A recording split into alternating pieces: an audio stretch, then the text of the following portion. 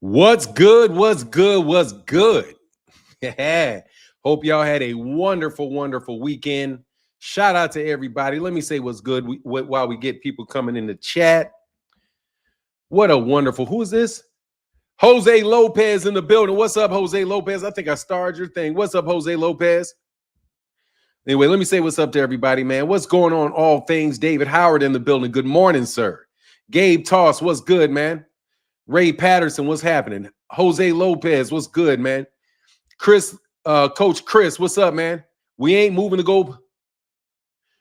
Hey, I don't know what moving the goalpost means, bro. I'm not moving the goalpost. There ain't no goalpost out here, man.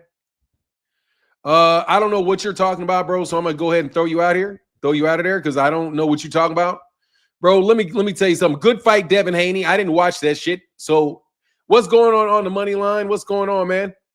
David Benavidez definitely ended Yard's career, dog. They fuck that. They do damn near kill that dude in there, man. What's going on, man? What's up, Kirk Jones? What you feeling, brother? How you feeling? Rather. What's going on? Jeep Red Boy in the building, one of the biggest supporters in the whole world. Thank you, bro. What's going on, man? Jeep Red Boy in the building. What's going on? Yes, sir. Boxing fans, what's going on? Vincent Patterson, salute to you, sir. Shout out to the Shy, man. Alex McKnight, good morning. Good morning. Good morning. Good morning. I'm here to hate. Oh, man, I'm going to hate this morning. What's going on, Troy Hutch? Oh, no, you good. You good, Coach Chris. That's fine. Yeah, I'm good with you, Coach Chris. I know. I know you, Coach Chris. I'm good, brother. I know you ain't talking to me because there ain't no goalpost moving here. All I said was I wanted Devin to lose, and I did. But I guess what I didn't do? I didn't buy that fight. I wasn't going to buy that fight. That fight was not interesting enough for me to pay $50 for, bro. So I owe Jamison Childress some money. I owe Jamison Childress some money. Anyway, let's start off by this, bro. I want to talk about David Benavidez, man. David Benavidez is going to be my number one pound for pound fighter if he beats somebody else up like that. Bam is the shit. Congratulations to Abdullah Mason. What up, Big Ray Life? Congratulations to Abdullah Mason. He went over there to Saudi Arabia, got it done against Sam Noakes. I'm really happy for him.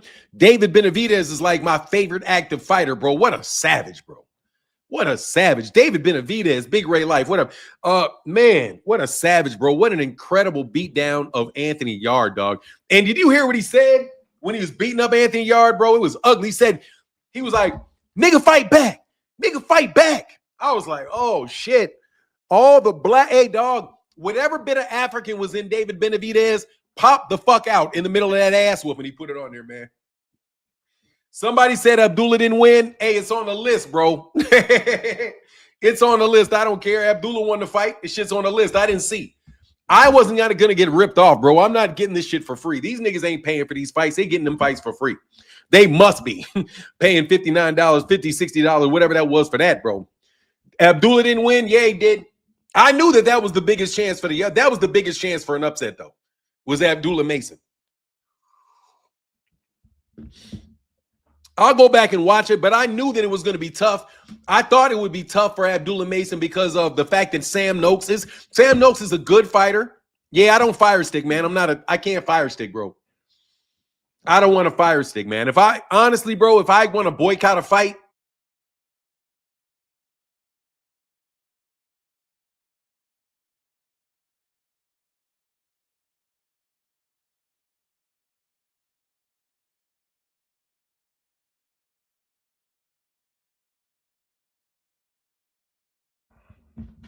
move this shit to the goddamn side. Tell me when I'm back. Hey, Kentrell, tell me when I'm back. Kentrell, tell me when I'm back. Let me know when I'm back. Let me know when I'm back. Let me know when I'm back. All right, cool. I'm back. I watch on YouTube right after the fights. Yeah, I'll do that, bro. But that's this long. I might watch them today. I'll watch them today. I'll go back and watch them today. But like I said, bro, I'm not paying Turkey Al-Sheikh any of my money. He's not getting. There will be no pay-per-view transactions between me and Riyadh season. No, there will not. Unless there's a Riyadh card where it's a PBC card. I'm paying. You know what I'm paying for? I'm paying for the fighters that I like.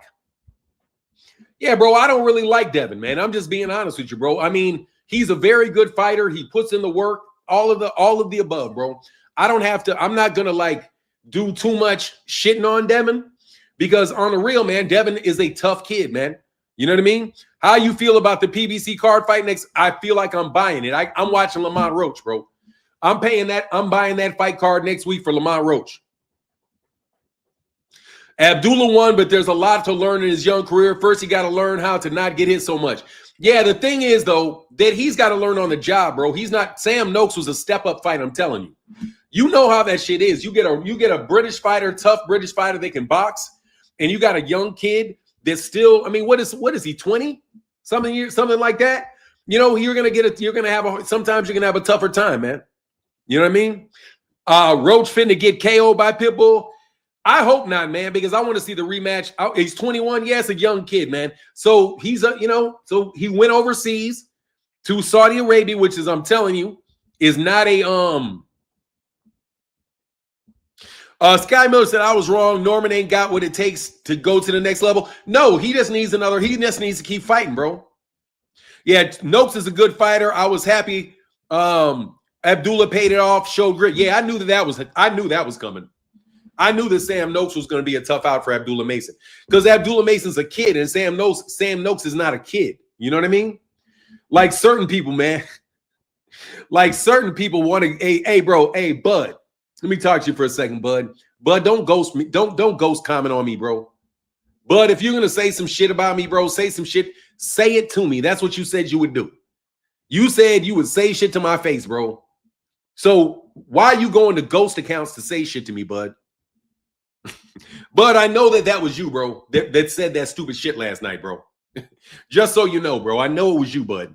I know you out there playing on your phone, bro, and you didn't like what I had to say, bro. Somebody probably shot it to you. Dog, you are a terrible winner, Bud. You're a terrible winner. You guys are terrible fucking winners, man. Every time you win, you complain, bro. If you win and then complain, bro, stop nagging so fucking much, Bud. If you win, you win. Be happy. It's like it's not good enough for you to be happy. You got to try to rub it in the face of people that didn't agree with you. Bro, that's bitch tendencies, man. I'm telling you. That's some bitch tendencies, man. I'm not a fan. I don't have to be a fan of Devin Haney, but I will not mistreat Devin Haney. You know what I mean? I did not watch the fight. I didn't watch it. The reason I didn't watch it because I was pretty sure Devin was going to win the fight. Brian Norman is a young green kid. I wanted Devin to win. I wanted Brian Norman to win, but you know what it is? I'm happy he got that paycheck. Devin was the more experienced. He's been in the ring much more at that level than Brian Norman Jr. had. And Brian Norman Jr. and Brian Norman Sr. got to go back to the lab and they got to get better, bro. You know what I mean? But when you have somebody like Devin who's been given everything, he's been given every conceivable advantage known to mankind in his life as far as it's related to boxing, that's going to be a tough out. You know what I mean? And unfortunately, Atlanta is not a hotbed for fighters. And one thing that I'm going to tell you one thing that Greg Hackett said that it really reminded me. This situation reminded me of something that Greg Hackett has said about Brian Norman. And he said, "Look, he's like, okay, you show up one time and you spar and you put in some good work, right? But then you don't come back the next day. That's the only time you saw him. You know what I mean?" So now you got a situation where if you step up into that competition and they've seen you fight and they can make adjustments to you, boom, that's what happened. Yeah, I mean, I don't like to go against Greg Hackett. I know Greg knows his boxing. I know Brian Norman Jr. is nowhere near Boots. Hell no, but I mean, no, Devin waited. They waited until 147 until Jerron was out of that weight class, bro. Okay? They waited until Jerron was out of that weight class, bro. You know what I mean?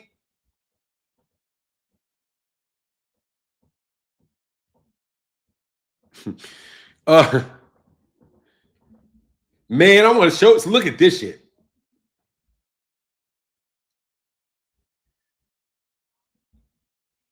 Man, did he give it to me? Man, oh, look at this. I can't believe this shit. Oh, rest in peace, Vanes. All right, everybody. There was a fighter that passed away.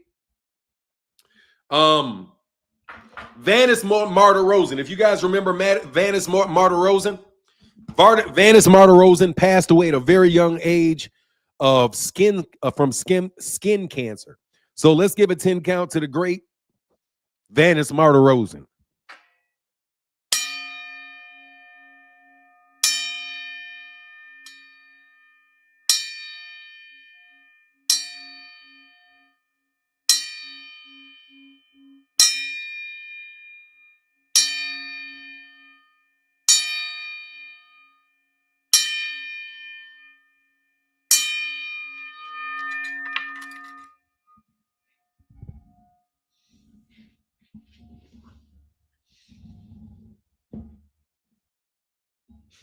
Hold on. Kokuya said, Fanon, Eddie and Turkey set up Matias to make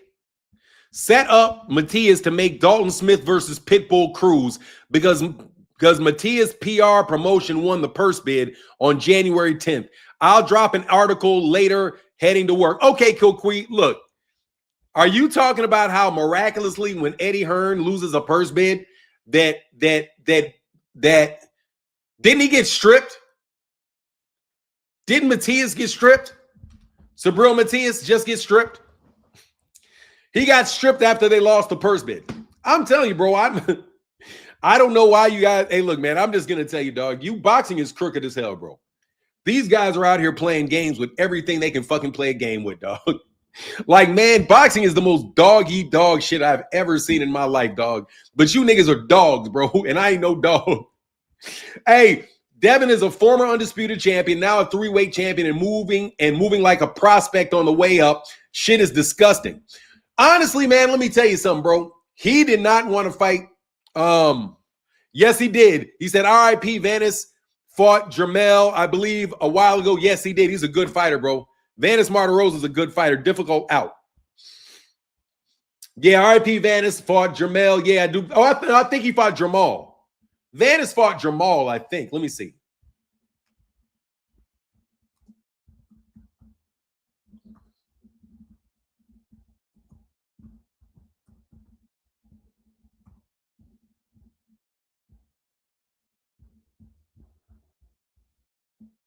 Young man, bro. Young man.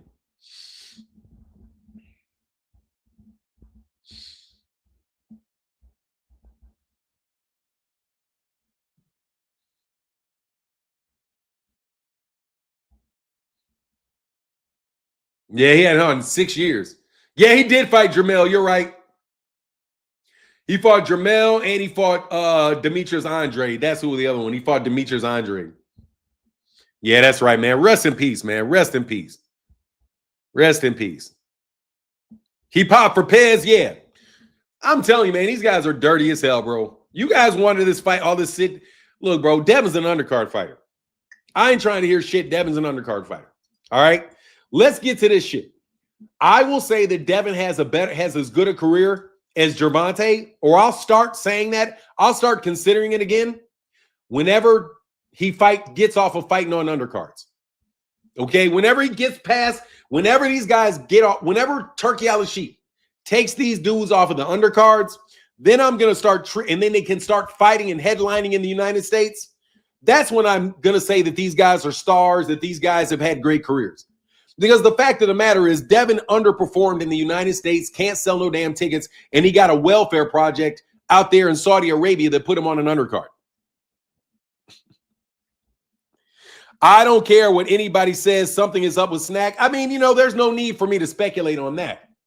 Because right now we know that Ryan Garcia, we know that Brian Norman is not going to pop dirty.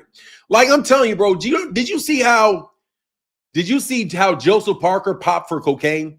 How Joseph Parker popped for cocaine? He popped for cocaine after the fight with Fabio Wardley, where Fabio Wardley got that very, very gift stoppage on Joseph Parker. He got that very gift decision over Joe. Oh, he got that gift stoppage. And then guess what? It winds up that it wouldn't even matter. No, he did not. No, he did not sell out San Francisco. Fuck out of here. We already got rid of that shit. Ismail Bowie. Bowie, you're using my son's high school name. I got you. You guys are so intimidating. You guys are so intimidating. So intimidating. Oh, you're right, because Gervonta Davis is a much better fighter than Devin Haney is. Hassan. Dude, fuck off and go back to YouTube, nigga. Go back to Twitter, dog. I never compare Tank and Devin. Because Devin's not as good a fighter. And Devin's a fucking nobody. Why the fuck would I be comparing undercard fighters to the face of boxing? Seriously. I never compare Devin Haney to Gervonta Davis. I never do it. The only people that compare Gervonta Davis to Devin Haney are Devin Haney fans. Gervonta Davis fans don't compare Devin to Gervonta. They think whatever they think about Gervonta. They just look at Devin they look at Gervonta as a 135-pound fighter who is beaten half of the welterweights in the division that Devin is already in. Let me repeat. 2 of the champions at 140. I'm sorry, it's 3 champions, isn't it? I think you're going to have a champion if Pitbull. No, I'm sorry, active champions right now. Yeah, 2 of the other 3 champions. Do I think Devin stands a chance against Boots? Yeah, I think he stands a chance. Not a lot of one, but I think he has a chance. A chance, yeah. Look, man, you know what's going on in boxing, bro. These niggas are following the game plan, bro.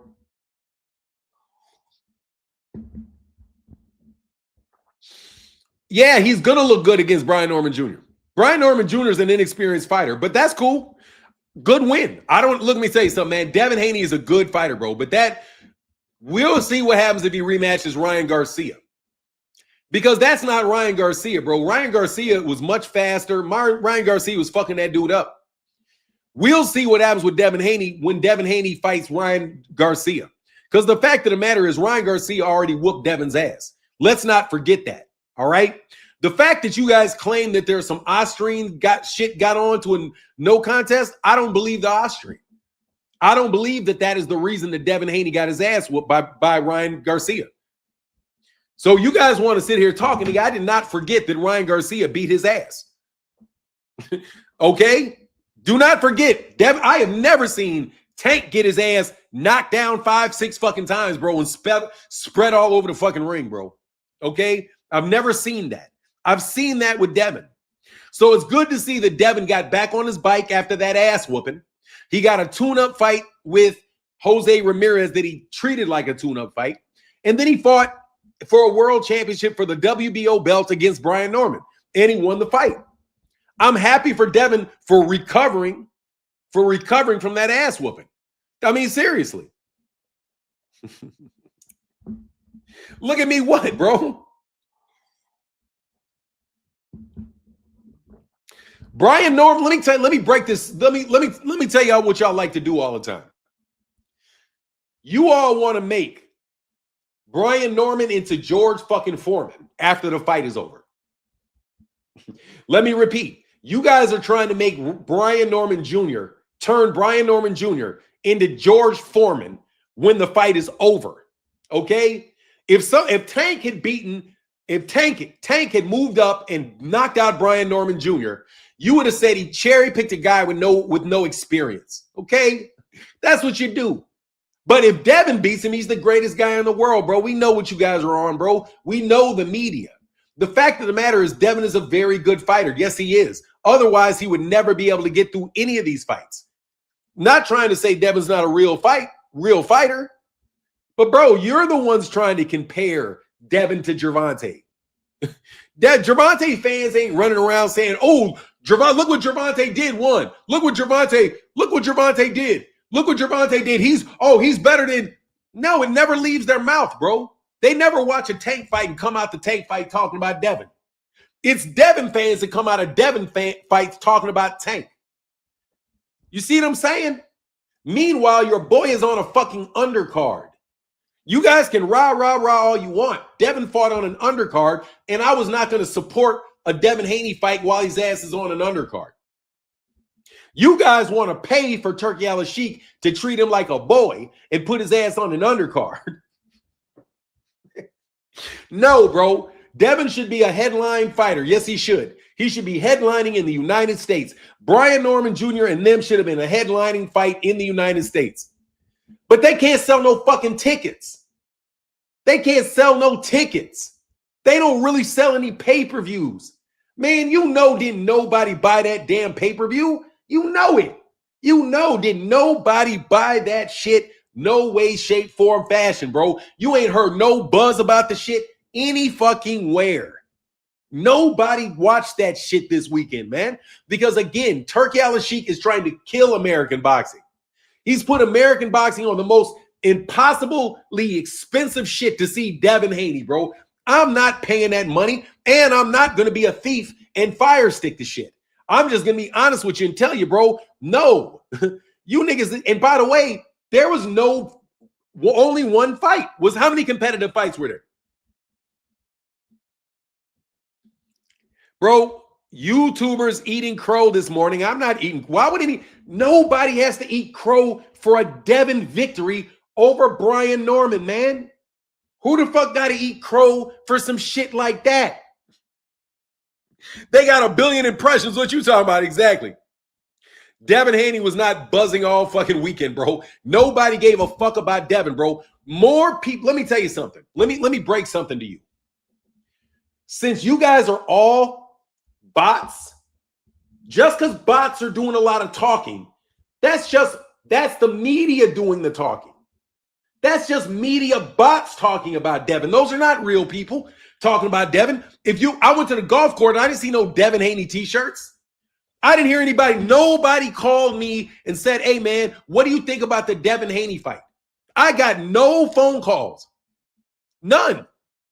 When Terrence Crawford was fighting Canelo, I got calls throughout the week leading into it. When Errol and Terrence Crawford, I got calls all the way. Hey, no, I'm not hating. Yes, I am hating. I'll say this. Watch, bro. Still hating? That's not funny, bro. You don't find that funny? Dude, your boy I'm just telling the truth. Devin Haney fought on a fucking, nobody saw Devin Haney fight this weekend, bro. Nobody paid to see Devin Haney fight this weekend. That shit was no way in the fucking world that shit made any money. Especially when you claim that these guys are making $12 million for the undercard, man. I feel sorry for Devin, man. I feel sorry for Devin's career, bro.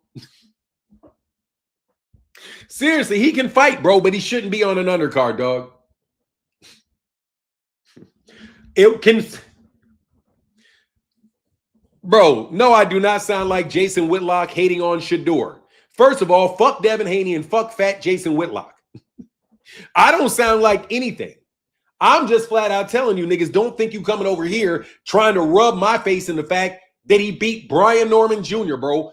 Who the fuck was Brian Norman Jr.? You guys Brian Norman Jr. got 2 easy championship fights that he won, and then he lost to Devin Haney, bro.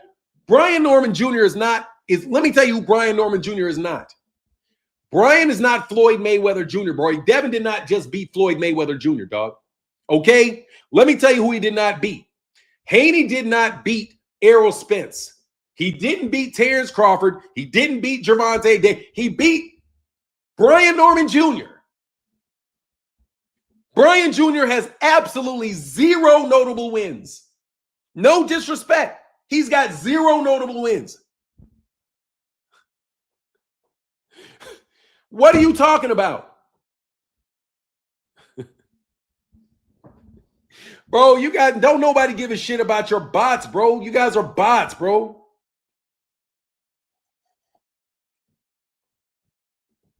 Bro, I don't have to doubt shit. Get out of here, you bot, bro. Get out of here. You niggas made all these channels trying to fucking act like there's somebody that likes Devin, bro. You guys are bots, man. Don't nobody like Devin. No, bro, I'm kicking you niggas out. Goodbye, bro. Hold on. He didn't beat the best guy in the division. Who's the best guy in the division? How the fuck are you gonna say he beat the best guy in the get the fuck out of here, you bots? Bot. Bro,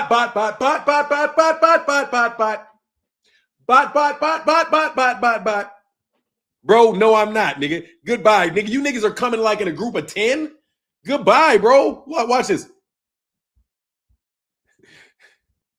Like, bro, you guys are that desperate, dog. Your career is in that much jeopardy, nigga. You got bot. You got to put all these fucking bots to come talk to me. Nobody believes that you guys are real, man. That's nobody but Devin's little brother, Sean, Devin, Blue Blood, and you niggas sitting over a fucking keyboard trying to make as many names as you can possibly make before the morning starts so we can act like something's... So, like, nobody likes Martin. Nobody likes Martin. Because I don't like him. Because, first of all, acting just like I thought, bro. More fucking bot.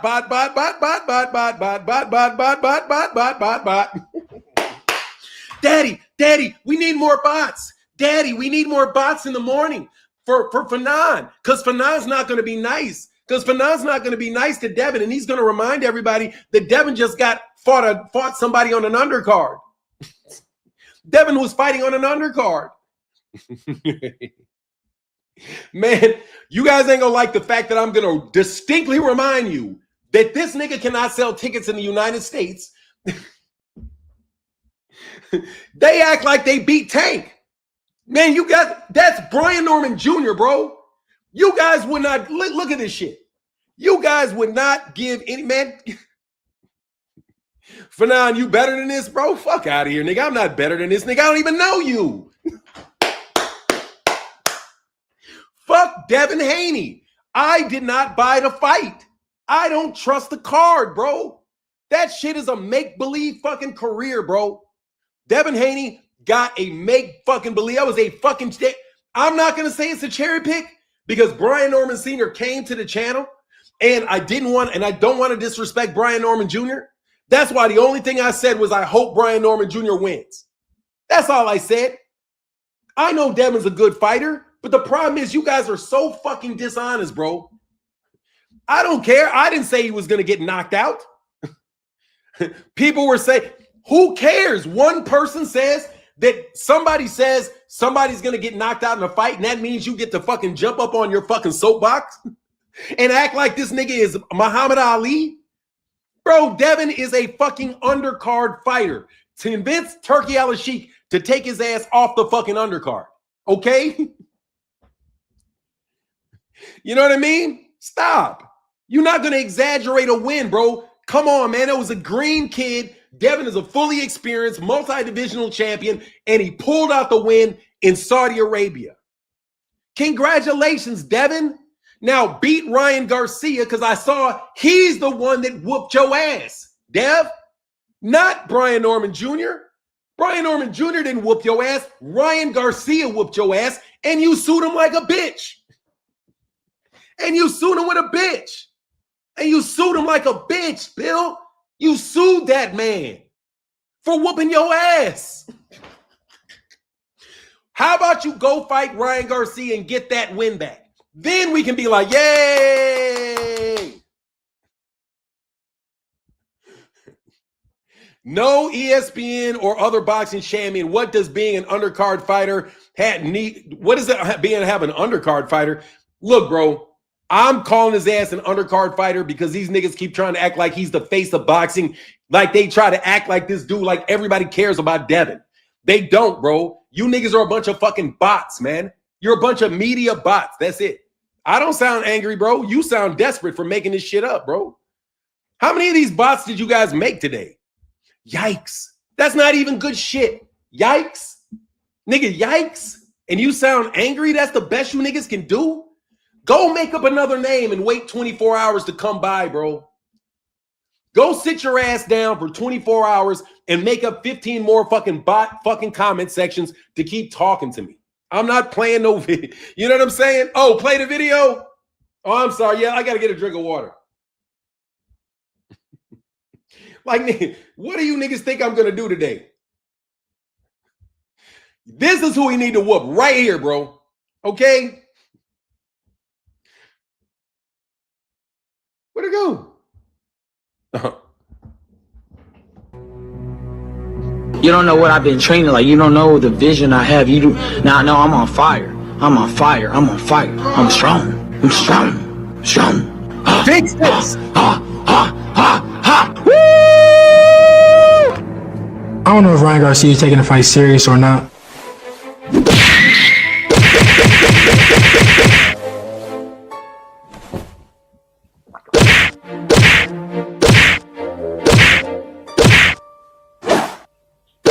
I'm strong. I'm strong. Strong.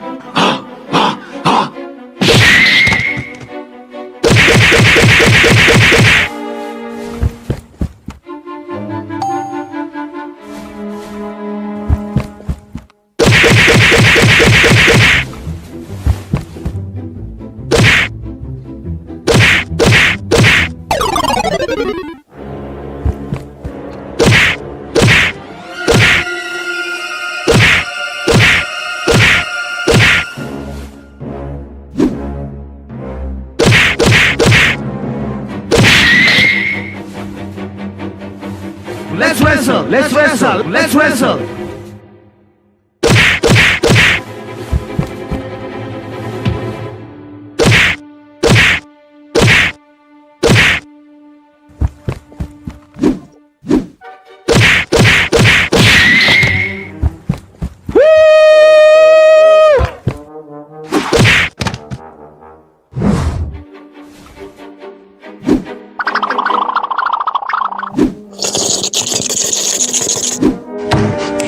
GQ, doing what I do.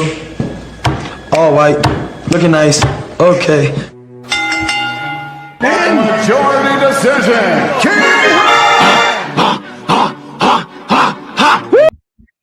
See, that's who Devin has to beat to get back to where he was. Ryan Garcia, dog. Okay? Not Brian Norman Jr., not Jose Ramirez, bro. He has to beat Ryan Garcia. I am telling you, I don't believe that Oscarine bullshit. I don't believe it, bro. I personally think Ryan Garcia was set up. And why do I believe that? Because Sean Haney predicted that, said that Allah told him that Brian was gonna that he was gonna pop dirty, bro. He said, I fell asleep on the Haney fight. Did you? I didn't see it. Was it an exciting fight? I heard that there was a knockdown. Oh, by the way, if Jameson Childress here, bro, I owe you some money, Jameson, because I didn't call that fight. I should have called that fight, bro. I couldn't call that fight. Let me say that. I don't believe Oscarine either because of how physics work, bro. I just don't believe it, bro. You know what I mean? Like, I don't believe it. Hey, did you guys make up your bots yet? Oh, sure, I'll give you a link. Yeah, no worries. Said it was all right, not super exciting. Yeah, I'll watch it. I can't watch Haney fights, bro, because I don't like the nigga. I know I don't like Devin. I don't like Devin because I don't like Bill, and it's very tough. And I'm just being honest with you, bro. They're bad for boxing, bro. And these dudes straight up and down, bro, are up here talking shit from an undercard. Like, you niggas are literally talking shit about Gervonta Davis when you're on an undercard, homie. Like, I don't even know how that works, bro. That's like an undercard fighter talking shit to Canelo. Like, how are you an undercard fighter talking shit to Canelo? I don't even get that. I don't get that. You know what I'm saying? Like, could you imagine Muhammad Ali's the face of boxing and there's an undercard fighter. There's an undercard fighter at middleweight talking shit.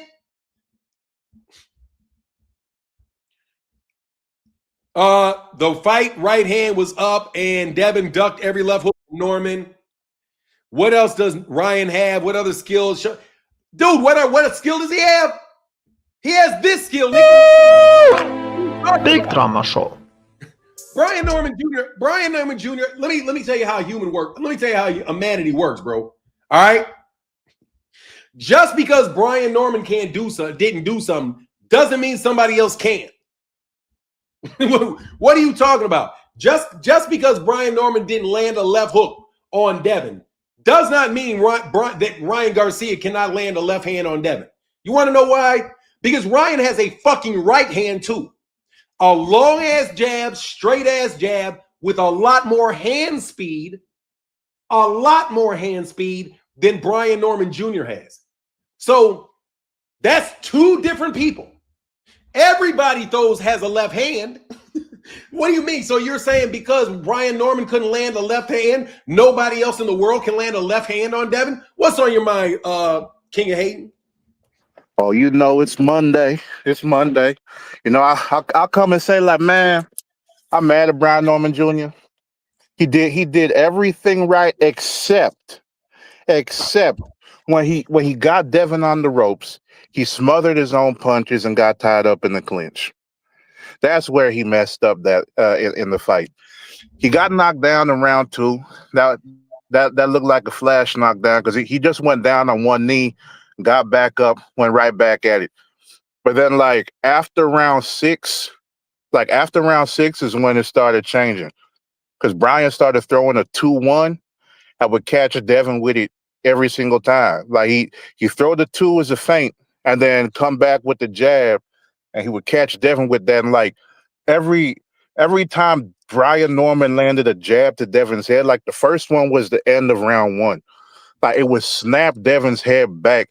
Like he just got hit with like a straight right. Like the top of his head was damn near touching his shoulder blades the way his head went back from the jab. Like that was really knocking his head back.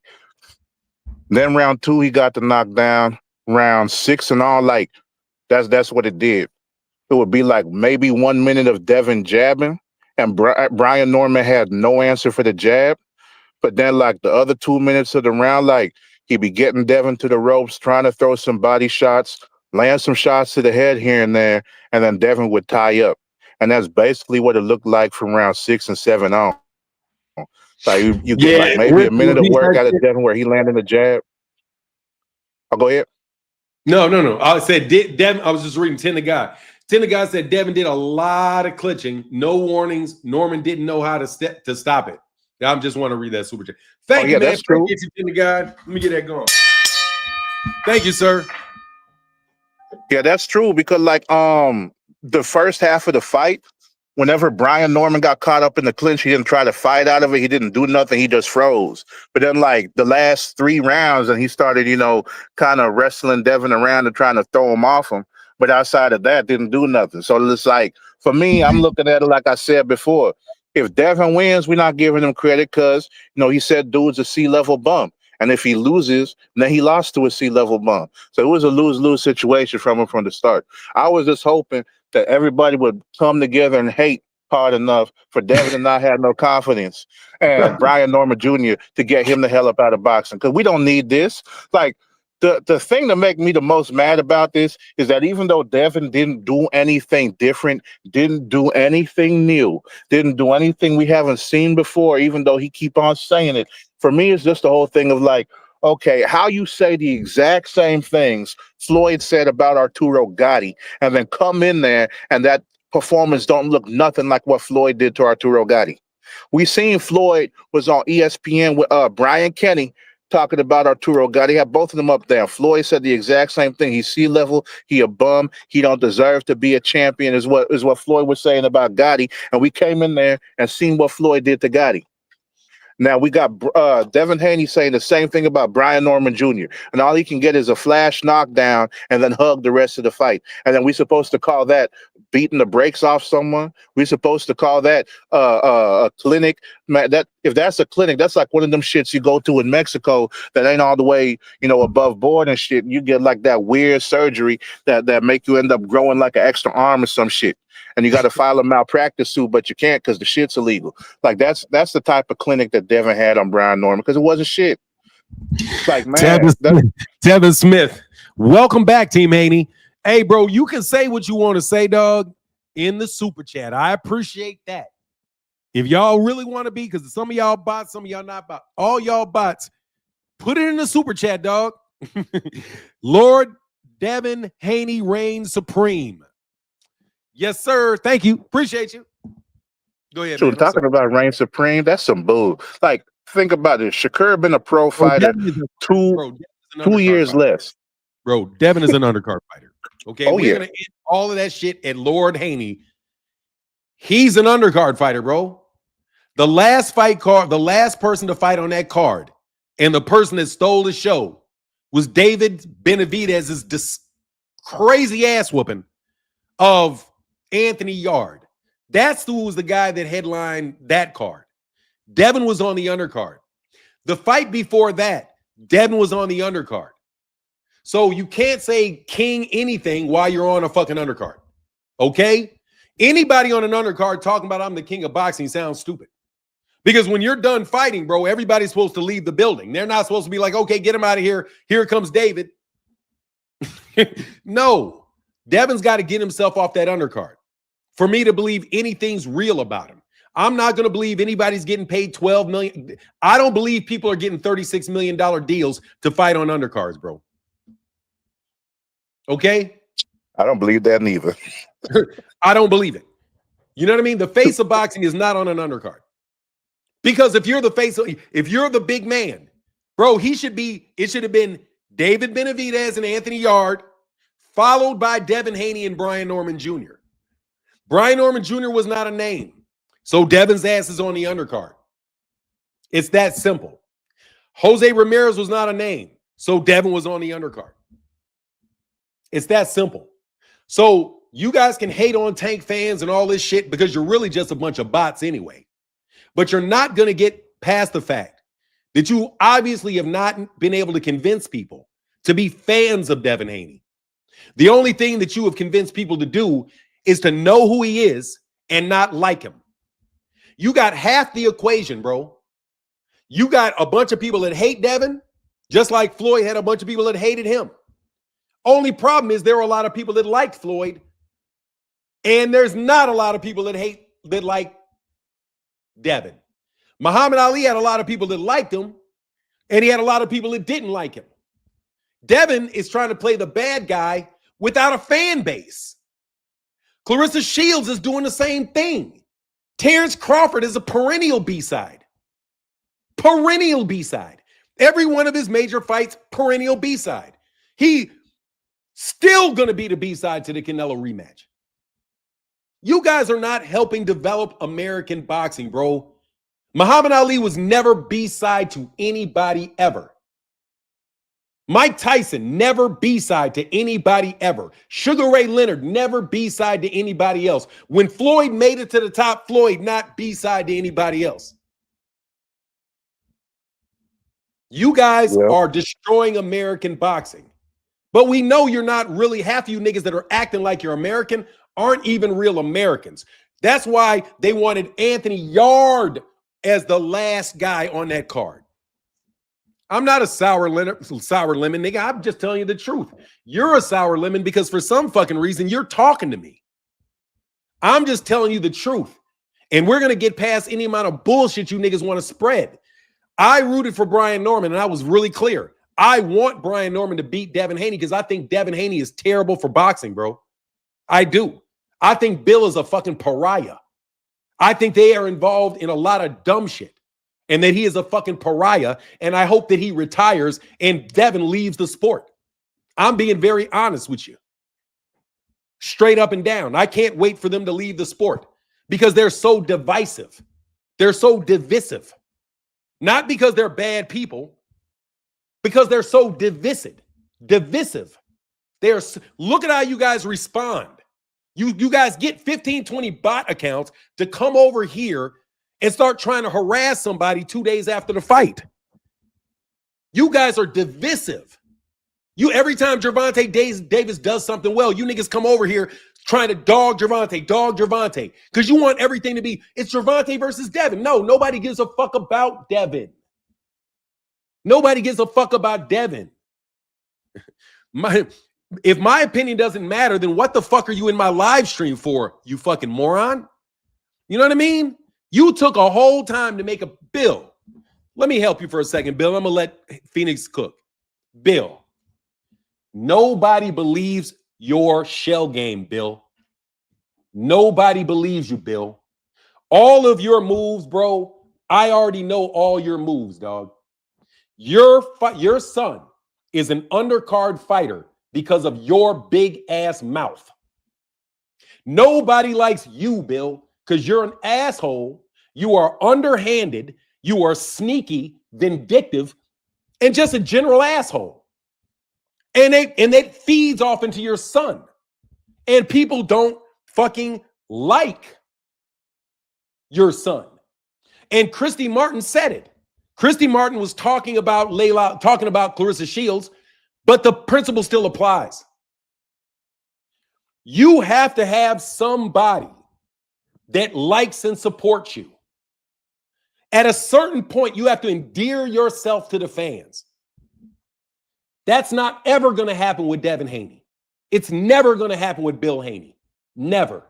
Because they've burned every single solitary American brig they have. And now they're over there in Saudi Arabia fighting on undercards, praising Turki al-Sheikh. And if he's gone, they're gone.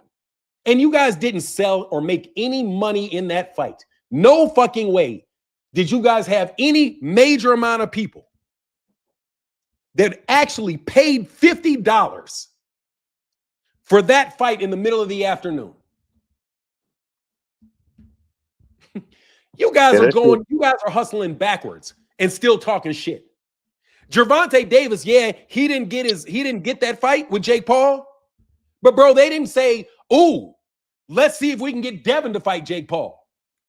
Did you ever hear Jake Paul mention Devin's name? Did you hear, dude, guess who was a replacement fighter for Gervonta? Terrence Crawford is a replacement fighter. I don't know if he turned it down or they turned him down. But if there was any serious discussions, it was them turning Terrence Crawford down. Because there is no fucking way Jake Paul's really trying to fight Terrence Crawford. So he settles for a more winnable fight, which is, by the way, what they said, a more winnable fight against Anthony Joshua. That's how big Gervonta is.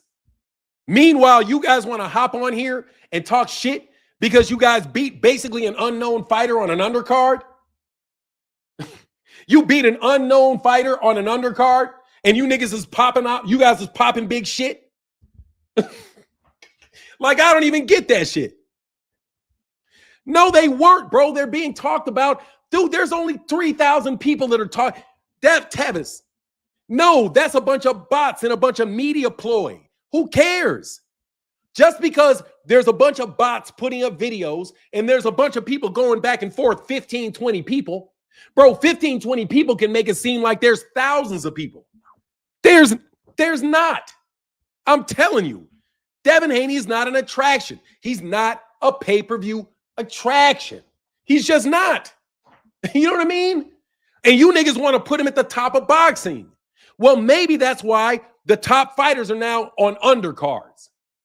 Because you guys wanted this nigga to be the face of boxing in America so bad, and he flopped on his fucking face. And now he's on an undercard, but you're still trying to sell it. Anyway, man, I'm not saying that Haney uses growth hormones or nothing. I don't know whether he did anything. I'm not getting into that today. All I'm saying is, nigga, you're on an undercard. Do you not know you're on an undercard? You talking shit from the undercard. You cannot talk shit to Gervonta Davis from an undercard. You just can't do it. Okay? That's how far away from boxing you guys are getting. Does Devin Haney have a better resume than Gervonta? Bro, he's an undercard fighter. So obviously not. Because if his resume was all that, people would want to see him fight. You guys just want to have subjective conversations about what's better. Objectively, his ass is on an undercard. Get your ass objectively up off that undercard before you start shit. You cannot be on the bench talking about the starters, bro. You can't. Nigga, you build. If this was boxing, if this was anything else, bro. Tevis, you are desperate. Gervonta ain't on no card. He has destroyed the PBC. Bro, there's a PBC card fighter next week, bro. You are a salty little nigga, huh? Bro, Devin is a fucking undercard fighter. I don't give a shit. Hey, watch this shit. I don't even care if Gervonta retires tomorrow. Nobody's going to fuck with Devin if Gervonta retires tomorrow. Let me tell you. Let me talk to Devin like I'm talking to you, bro. I'm talking to Devin. Devin, you're an undercard fighter that has nothing to do with Tank. If Tank goes away, that doesn't mean that you're going to get in the main event. If Tank retires, loses, that doesn't mean anything for Devin. All that means is you guys don't have anybody to fucking try to tie Devin's name to. You see what I'm saying?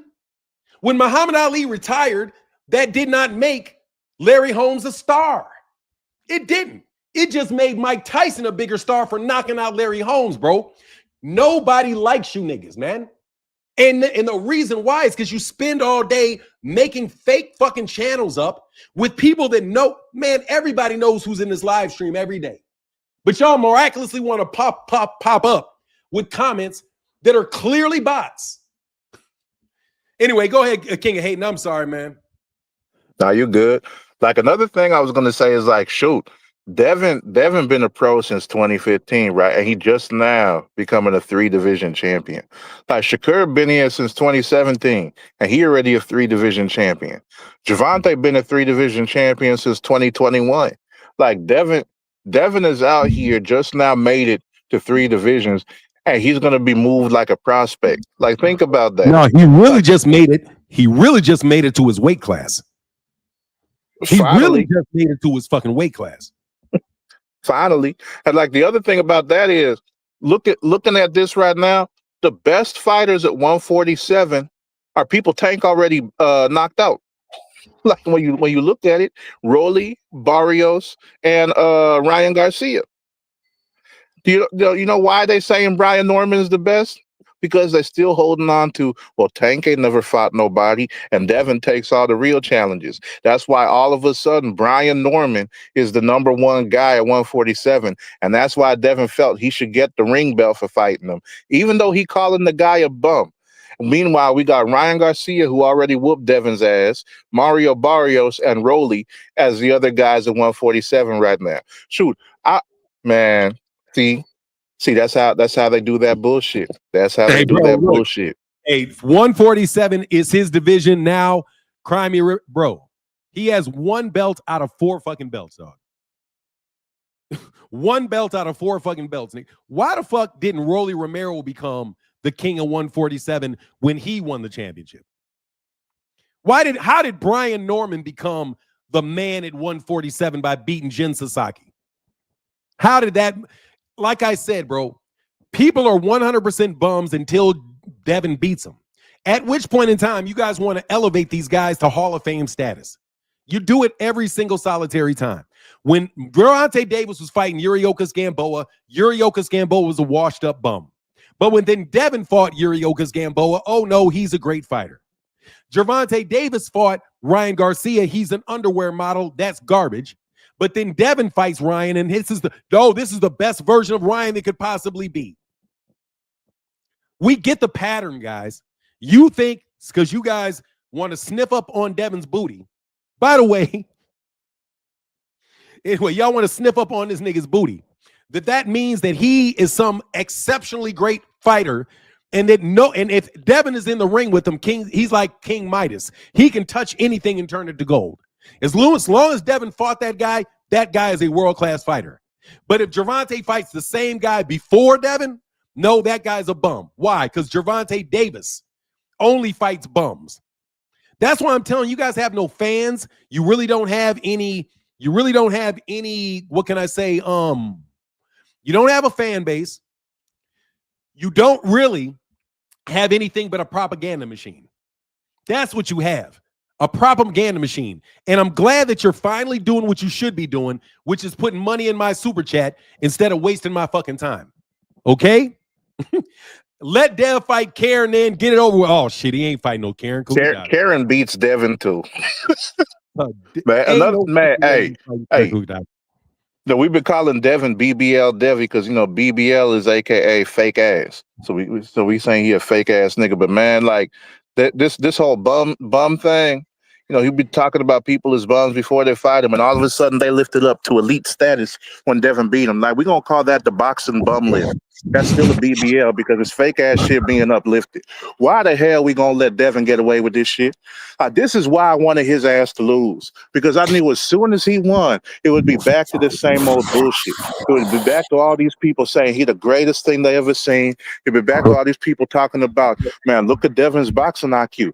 Like, I don't get it how we got this guy in here who's called so many fighters bums, who's called so many fighters C-level, who said he's so many levels above all these people, and then he get up in there and go tooth and nail with the people. Why? Like, what? This is like, and this ain't to be mean or insensitive or nothing, but it's like, saying you the smartest kid in the special ed class, man. Like I can't do it. I can't do it, man. Like this nigga Devin, man, he gotta go. He gotta go. And I don't care how he go. I don't care if it's because, like, he doing too much in the gym and he blow out his knee or some shit. He just need to get out of boxing. Cause I cannot stand this nigga, man. Like, boxing has been so bad with him and Bill, and like 10 years is too long. 10 years is too long, man. All the lies they done told, all the deceit. Hold on one second. Bro, you won $5,500 believing the opposite of y'all. A fool and his money is soon parted, buddy. Keep betting on Dev. The next fight, keep putting your money on Devin. Trust you me. The gambler is going to get that money back. And how much are you in the hole for betting on Ryan? How much are you in the hole when Devin got beat up by Ryan? You know damn well y'all didn't make that money back. But anyway, I don't gamble, Don Casper, because I know boxing is rigged as fuck, bro. So I don't bet, so I don't gamble. But have a nice day.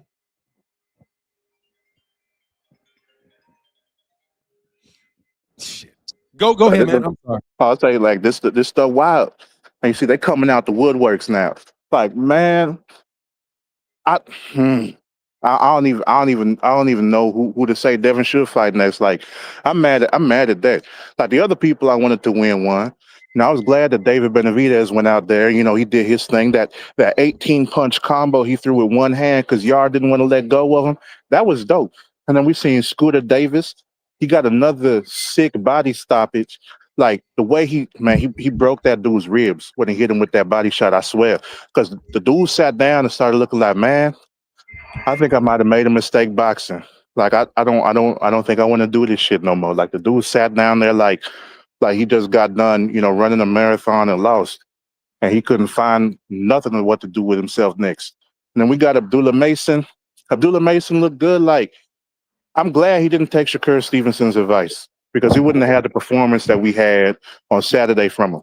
Like, Abdullah Mason showed. Bro, there was only 70 punches landed by. He landed 70 punches, bro. Haney. Same as Ramirez. 70 fucking punches. Isn't that a record low? Yeah, he doubled. That's the second time he's hit that record low. He did it with Ramirez in Times Square. So did he stink it up, or is the because I'll go back and watch it. Did he stink the place up or something? There's a lot of holding. That's what you said. No, there was a lot of holding, bro. Like 2 minutes of the last round was holding. Literally 2 minutes. I'm not exaggerating. 2 minutes of the last round was holding. Like Devin, after he got that knockdown, like Brian Norman adjusted. His adjustment was, one, he started cutting off the ring a little more, and then he stopped jumping into his punches. He was jumping into his punches a lot after that knockdown, and that was getting him caught on the way in. But then he started stopping that, and then ended up getting Devin to the ropes and trying to throw body shots and some punches upstairs. And then Devin just kind of became timid after that, because like every time Brian Norman would throw like the 2-1, like Devin would get caught by that one, and it would snap his head back. It kind of looked like he was shell shocked. Like, you remember how Errol Spence was reacting to Bud's jabs, looking like he got hit with haymakers. Yeah. Devin was kind of looking like that. He had one shot he had jumped into. He tried to come in with a left hook, and Brian caught him with a short left, because Devin had jumped into it. Like, it's in the middle of round 7, and then like after that, it went back to, oh yeah, let me go ahead and jab and hold. So that was pretty much the determining factor in that. Like Oh, then he yeah. started. Go ahead, I'm Yeah. listening. Oh, I was saying like, yeah, that basically made Devin go back to what we seen against Ramirez. Like, but like I said, the only difference here is like Brian was able to, cut off the ring, but when he got up in front of Devin's face there, he get tied up because he was fighting at the wrong range. He kept smothering his punches. He kept getting too close when he should have stayed at a range where he could, go ahead and counter whenever Devin tried to reach out and grab him. And that's where things fell apart for him. And people looking at this saying that Devin can come back and beat Ryan. Nah, because we seen what happened with Ryan when he was getting them knockdowns on Devin. Like it was the straight punches, apart from the left hook. The straight punches was doing it, and Devin still did that same thing when he gets caught clean. That I've been saying for a while. He back up in a straight line. He was still doing that. So for me, it's just like, yeah, he ain't do nothing we ain't seen before. And it's one thing to pay attention to, because how good Devin looks isn't because of what Devin is doing. Like it's because of what his opponents is doing or not able to do. That's a determining factor. It's different from other people like Floyd, who he's always compared to. How good Floyd looks because of what he knows how to do in the ring, you know? So, when I'm looking at it like that, it's like I'm not going to give Devin no credit for beating the bum. We're not doing no uplifting of bums here. None. We don't do this BBL shit in boxing. We ain't doing that. So, I'm not giving no credit. I stand on that. But looking forward to that PBC card coming up in a couple of weeks. Because hey, like who was it that was saying Gervonta did PBC dirty? Why is two of his opponents about the headline? See, when people fight Gervonta Davis, everybody eats, and when people fight Devin Haney, everybody sleep. That's the whole thing that people ain't understand. The tank can actually uplift people. It's like when you put something new in the ecosystem and everything thrives. That's kind of what you have there whenever you see one of his fights end up happening, because everybody end up blowing up after that. Like think about that. We got the top three people in 147 as tank opponents. We got a big card coming up this coming, is it this weekend or next? Whatever the 6th is. The 6th is the week after next. Yeah, and that's both his opponents. So he like whenever we're talking about elevating, like shoot, if that don't speak to elite status, I don't know what does. But I'll go ahead and leave you with that. All right, bro. Thank you, man. Appreciate you, dog. Yeah, for sure. I did not know this shit. All right, man. Get back. So I got to go back and watch it. I got to go back and watch this shit. I can't give Devin any credit or not give any credit because I didn't see the fight, because I was not paying $50 for that fucking fight card. I'm going to tell you, they're not slicking me out of no more fucking money. I'm just telling you. They're not slicking me out of no more money, bro. If I don't want to watch this fucking fight, I don't know who you are, bro. I'm not letting you up. And I'm banning you for even acting like you want to come up. I'm not taking anybody I don't know. What is this? Crypto Georgian shit? No, thank you, brother. Yeah, I'm not going to steal a fight. I see you 2 Cent and I see you be more bully. So anyway, like I'm doing, that was a good breakdown. Look, all I'm saying is this, bro. Don't act like that. Don't act like Brian Norman Jr. Don't act like he's George Foreman, okay? You know what I'm saying? Y'all are good on giving Devin his credit, bro. Like, here's the thing. I'll let y'all up, but let me finish what I'm saying real quick before y'all go. Look, bro. All you Devin Haney fans are incredible at giving Devin Haney his credit. Every ounce of his credit. You guys don't give Gervonta Davis credit for shit. So I'm not giving Devin credit for shit that Devin didn't earn. And I'm for real. Until that nigga, and because you guys are going to want to keep riding Gervonta's name and his. Bro, you're an undercard fighter. When you get the fuck up off that undercard, hell yeah, I'm going to pay it. Yes, I am. You know why I'm going to pay for it? Because I want to support the people because they're not assholes, context perspective. Yes, I am. You know why? Because the same way that Europeans buy trash-ass European fight cards on Matchroom and Queensland, I support American boxing. I don't support Saudi Arabian boxing. If you want to have a fight in Saudi Arabia, I'm not paying for it. I will pay for fights in the United States. I will. I bought top rank cards. But bro, what you guys are doing on DAZN, the way that you guys are trying to exploit the American dollar, it's too over the top. We pay $60 for the same thing people in UK pay 25 to 30% less for. If you look at how much they charge in the UK, it's like 25 pounds, which is like $34. But we got to pay $50. Why do we have to pay $16 more to see our fighters on DAZN? And not only that, we have to have a subscription to DAZN, which is a European app. Almost everything on that fucking fight on that app is some snooker, some soccer, some bullshit we don't even watch here. So I don't get any fucking value out of it. But yet they pump a bunch of promotional dollars into the United States to create all kind of disruption. These same people bigging up Saudi Arabia are the same people attacking Gervonta Davis. The same people bigging up fucking Saudi Arabia in the black community are the same people bigging up Bill Haney and Devin Haney, and the coincidence is not missed. Okay? So for me, fuck Devin Haney until he fights Ryan Garcia. I would support Brian Norman Sr. Jr. because his father came by the channel. Cool, everything is good. I hope you do well. But let's not get it twisted. That is not Marvelous Marvin Hagler. Okay? It's not. Devin did not just walk into the ring with Tommy Hearns and dominate Tommy Hearns. He didn't do it. What he did was he beat a green kid who was athletically gifted and is a good fighter that can develop into being a better fighter over time. So I'm giving him credit for what he did, which is beating Brian Norman Jr. I'm not going to start giving him credit for shit he didn't do, which is headline that card. You're on the undercard, Devin. And that's a reality check to you, buddy, because the winner last night was David Benavidez.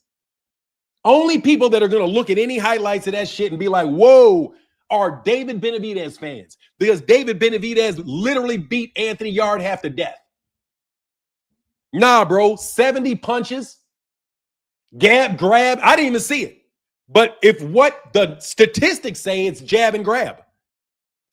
261 punches thrown, 70 landed to 56 landed. Devin just poured water on that fight and made sure that he didn't get hit very much by staying almost completely defensive. That's what it looks like on the start, and that's what people are saying. Tank credit for what? What do you mean tank credit for what? Tank credit for beating Ryan Garcia. Tank for being a 3-division world champion. Tank for being a multi-time world champion at 130. Because let's not forget, Tank was a major world champion twice at 130. He won it one time, then he lost it on the scale, then he came back and won it a second time. So he's a 2-time champion at 130. He's a 1-time champion at 135 and a 1-time champion at 140. So if you want to count all the times that he won championships, he did it 4 times in 3 divisions. And he beat 2 reigning world champions at 147 right now. If you think Devin is the king of 147, you must think that that means something, right? So if Devin is the king of 147 and that means something, then you can't disrespect the other champions and say that they're no good, right? And say, oh, Rolly's no good. Rolly's no good. Barrios is no good. So what do you look for? Oh, there was a rehydration clause in that. How the fuck do we not know that there was a rehydration clause in there with Brian Norman? How do we know there wasn't one there? How do we know that fucking that Devin Haney ain't doing all kind of shit at Snac? All kind of shit. You niggas want to hang on the fact that there was a rehydration clause for a fight when he moved up. But anyway, like I said, bro, you guys don't give Gervonta Davis credit for anything. You want to act like his career is completely make-believe. But at the same time, Devin has fought multiple people.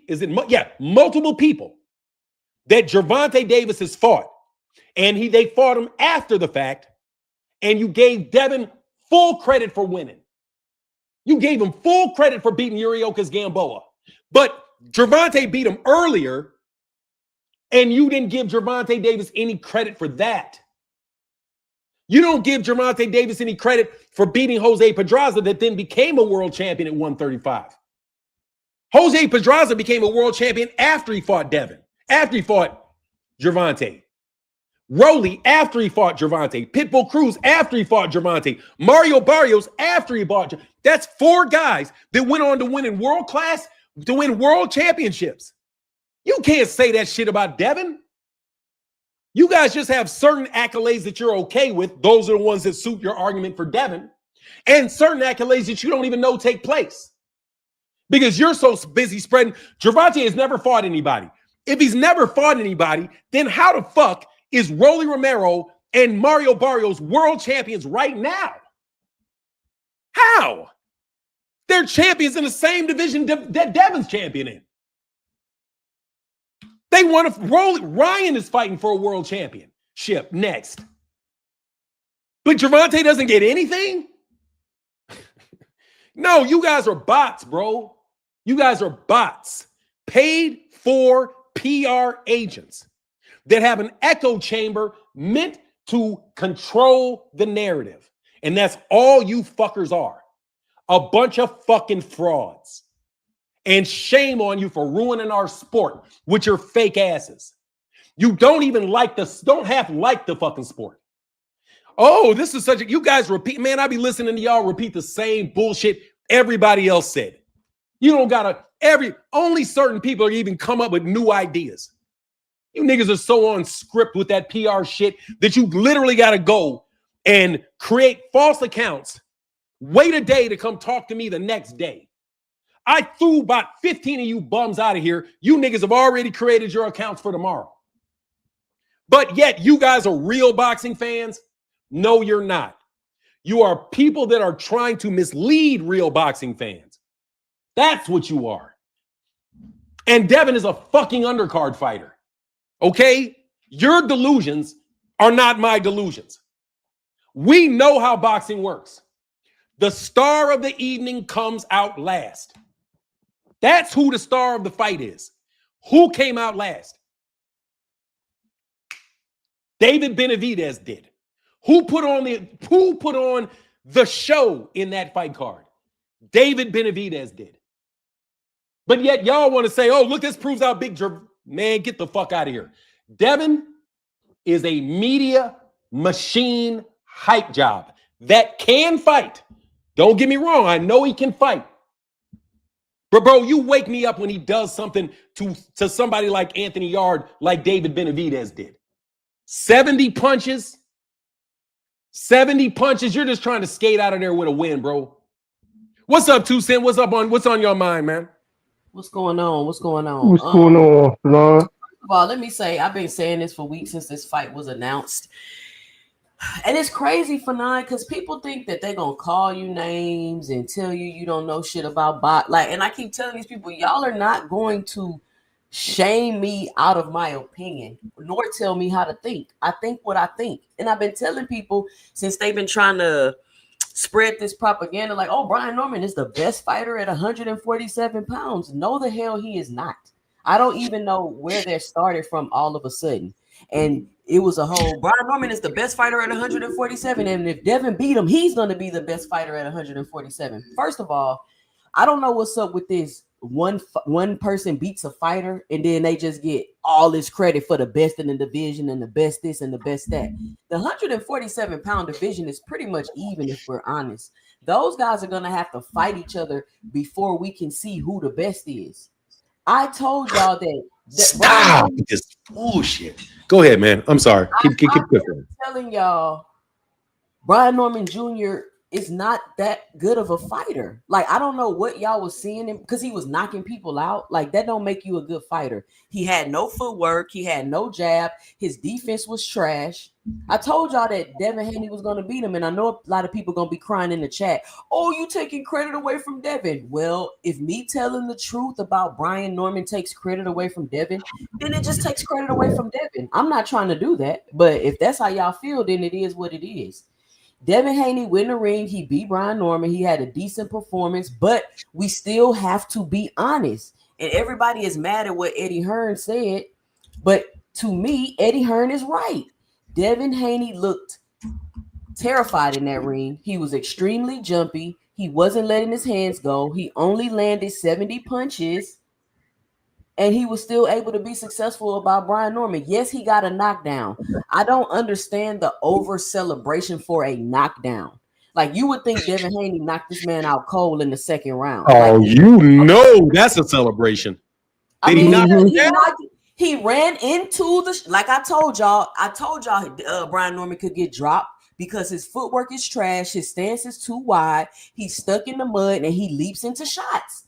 Why is anybody surprised that Devin Haney dropped him? That's what I'm saying. The problem is y'all don't want to be honest about these fighters. So I'm getting called names because I said Rolly Romero will beat Brian Norman. And nobody wants to be honest about Rolly as a fighter, and I don't understand why. Ryan Garcia would drop Brian Norman. Karen Kukadajian would dance around Brian Norman all night and knock his ass out.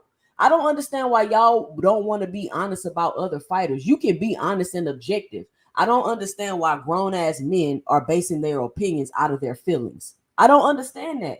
If y'all were honest about this fight, y'all would say, if Devin Haney is okay mentally, which is what I've been saying, he should be able to pull off this fight.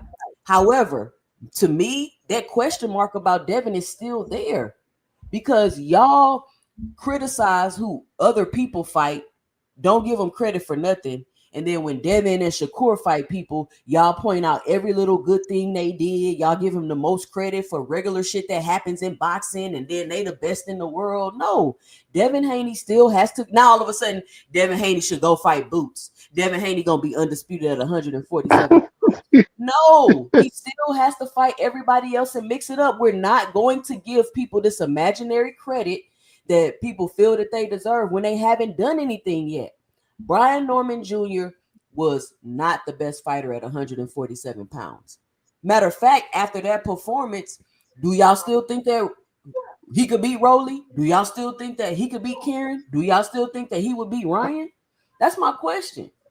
Like, y'all got to be honest, for real. The man couldn't even get no punches off. He couldn't do anything in that ring because him and his daddy had no clue what to do. Period.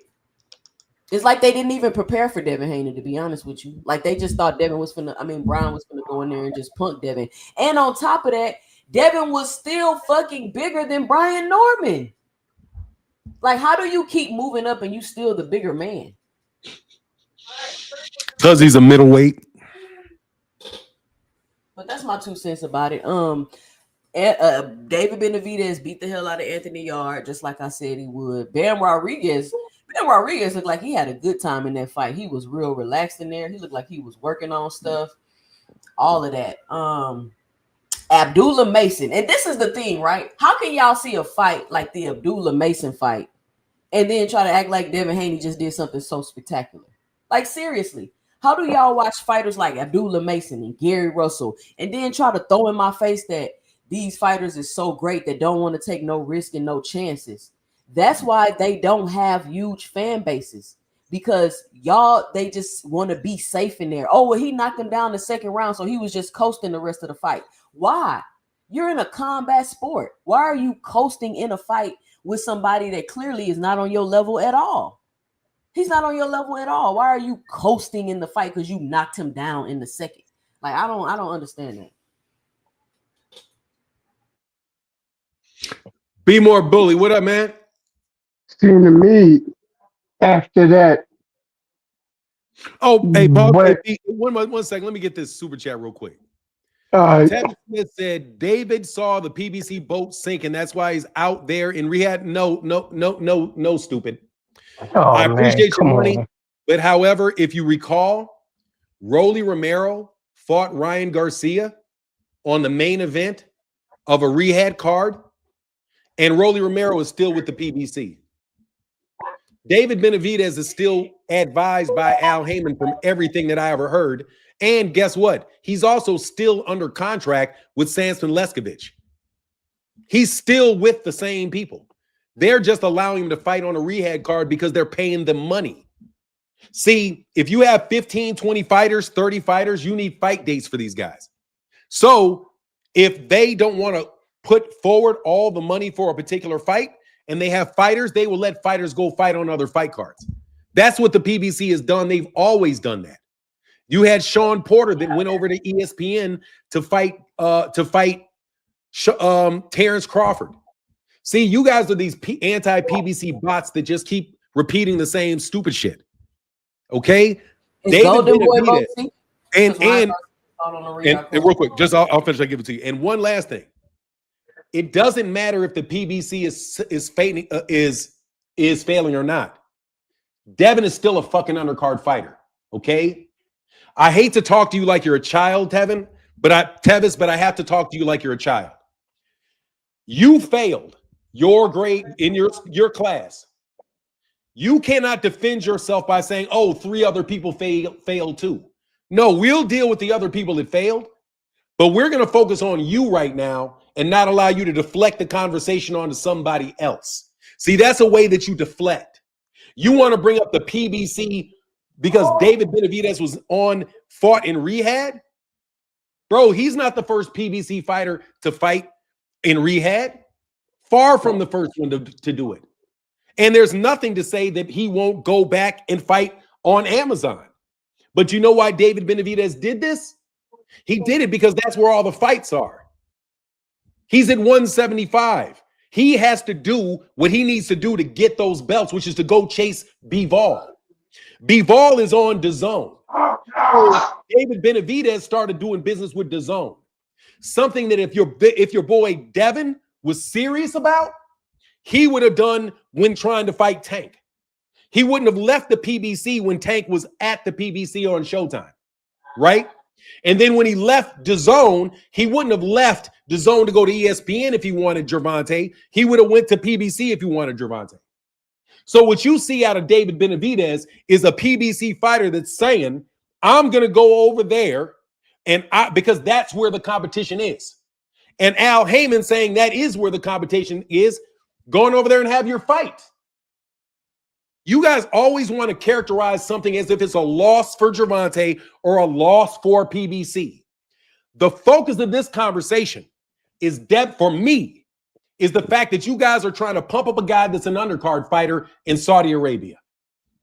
I'm sorry, bro. You cannot tell me you're some big musical star if you have to perform in Indonesia. If you have to perform in Saudi Arabia, you got to perform, and you can't perform in the United States. You talking like you a big time fucking star, and you coming out beef. You're the Commodores to Michael Jackson, and you're talking shit. You like Lionel Richie talking shit to Michael Jackson, nigga. Nigga, we will replace you. You see what I'm saying? What I know to give Devin credit for is the things that Devin can do. Devin is a good fighter. Yes, he is. Very fundamentally sound. He's a brave young man to get in there and fight, all those good things. He won the fight that he won. But you guys are absolutely trying to tear down Gervonta. And you absolutely compare Devin Haney to Gervonta constantly. And you don't give Gervonta credit for anything and give Devin credit for everything. I cannot show a video of this. Like you weren't good in the beginning, remember? Like nobody took you serious. You don't know what I've been training. Like you don't know the vision I have. You do now. No, I'm on fire. I'm on fire. I'm on fire. What are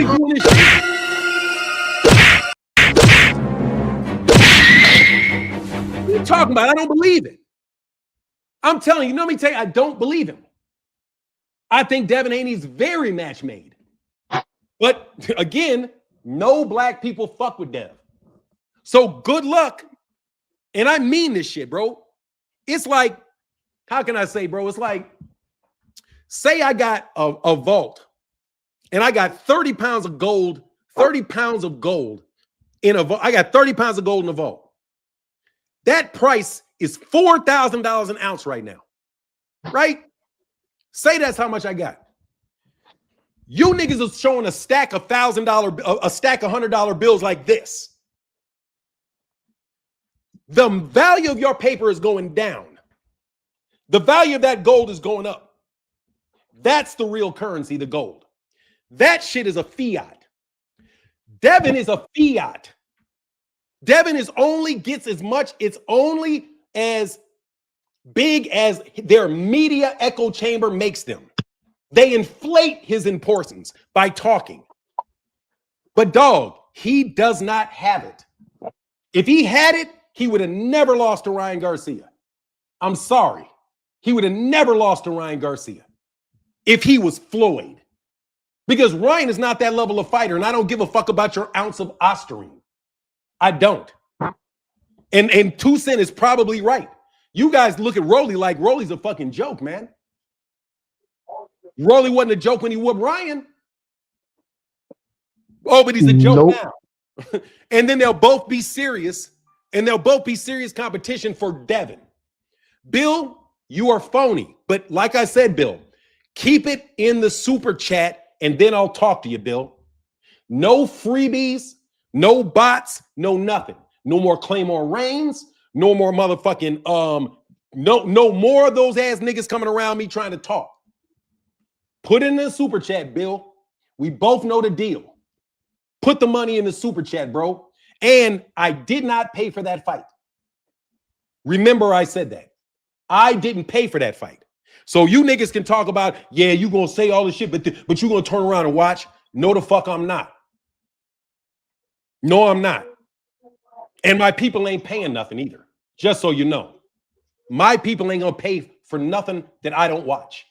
So whatever deals you cut, I didn't watch. So you're not gonna get anything, Bill. Anyway, go ahead and be more bully. My bad. I just wanted to hit that. I missed that one. It's all good, man. You gotta get it off. You gotta get it off. Yes, sir, man. Hey, man, check it out, man. I'm sat back and I watched that fight, and yeah, I picked Norman, but I sat back and I watched the fight, and I, I, man, I'm sitting there and I'm looking at this fight, and I'm like, what the hell is going on? I must be in an alternate reality where Devin can't do no right, can't do no wrong. It was ridiculous. It was like all of the holes that's in his game is still there. He don't move his head off center line. Still standing right there, waiting to be hit. He could be hit to the body at will. And I'm looking and I'm like, come on, dude. Do better than this. I'm like, come on, Norman, what? I'm like, yo, what? I was like, man, No, he wasn't better than that, B-More. I was like, man. Hey, y'all, like, I'll be right back, okay? All right. You good for a second, 2 cent? Yeah, I'm good. I'm on vacation, so I'm good. Oh, that's what's up. All right. All of those holes are still there. You know what I mean?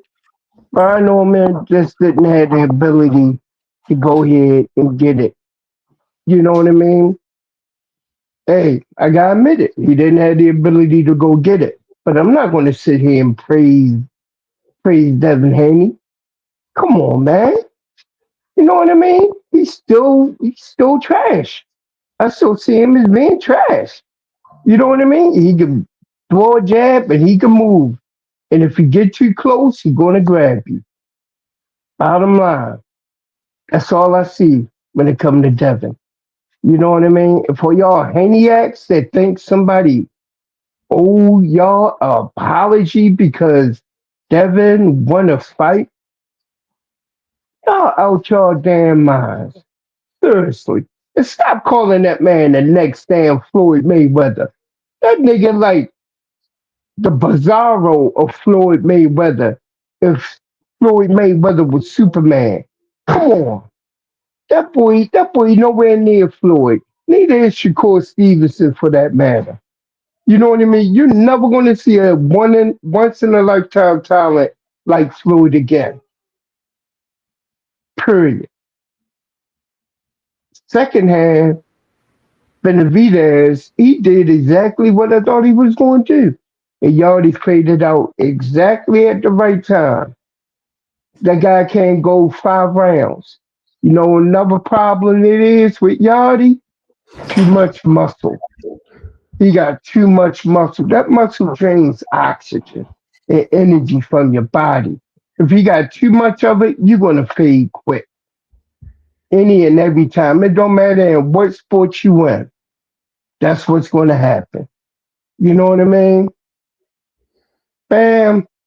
The boy was like watching a matador in the middle of a ring in the Coliseum in Spain.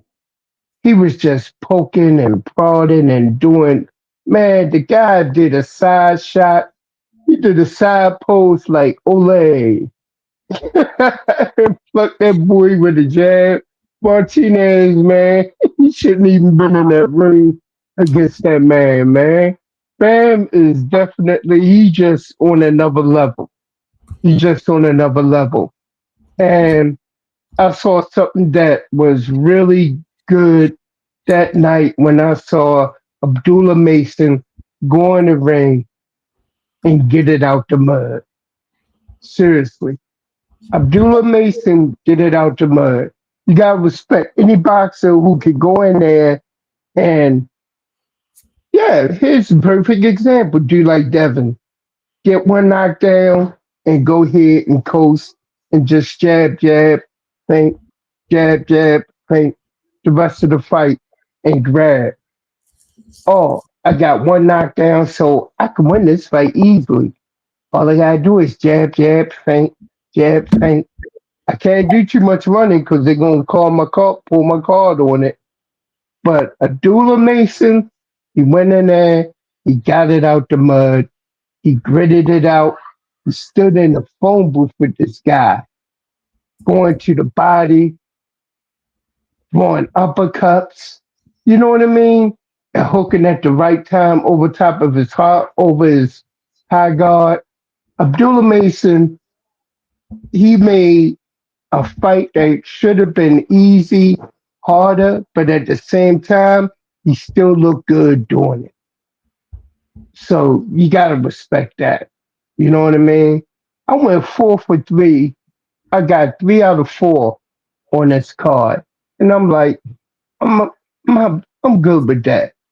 But I did want to see Devin lose, and I'm admit I watched the fight because I wanted to see Devin lose. Why? Because him and his daddy are some snake ass motherfuckers. For real. But the sun shines on the dug ass every once in a while. Yeah, that Like my pretty much. daddy always say. That, And hey, the Dave. sun shined on his ass Saturday night. Hey, I gotta admit it. Hey, that's what I feel about that. You know what I mean? But I'm just waiting for this PBC card so I can see some real good high level boxing. Wonder who was on that. So Pitbull, that's a good card, isn't it? Let me see. Eastside Cruz. You heard about Sabril Matias, Fanon, about him popping for the Austrian in New York again? Yeah, he magically popped for Austrian on New York for a fight that Eddie Hearn and them lost the fucking purse bid on. Yeah. Like there's 2 things that I saw 2 cent that bugged the fuck out of me because I'm telling you, I just fundamentally do not believe in fucking coincidences, bro. So I think they double time fucking what's his name? Joseph Parker.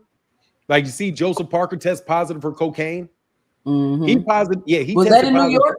No, watch, that shit's in the UK. That was in the UK, London. He popped dirty for cocaine during the Fabio Wardley fight.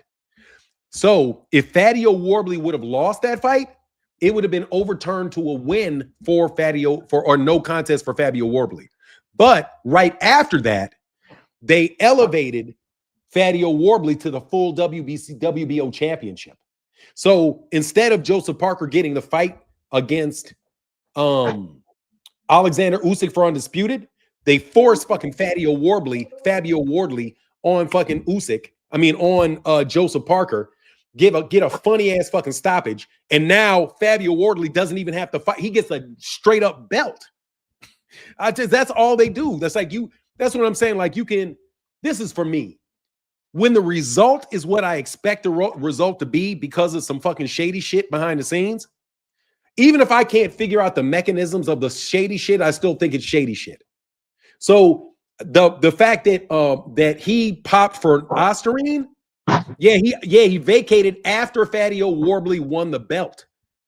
Then he vacated for Fabio Wardley. He vacated it afterwards, and then he got the full fucking championship. Like I'm saying, that's just Frank Warren. That's something you can predict.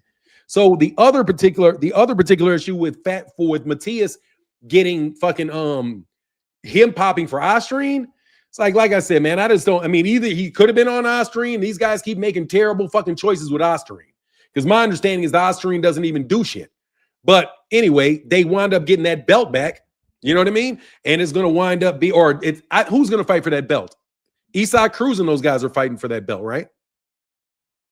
I don't know. I think Eddie they're fighting for that vacant belt. Make the belt vacant so that Dalton Smith and Puello could fight for it. I think that Dalton. It was trying to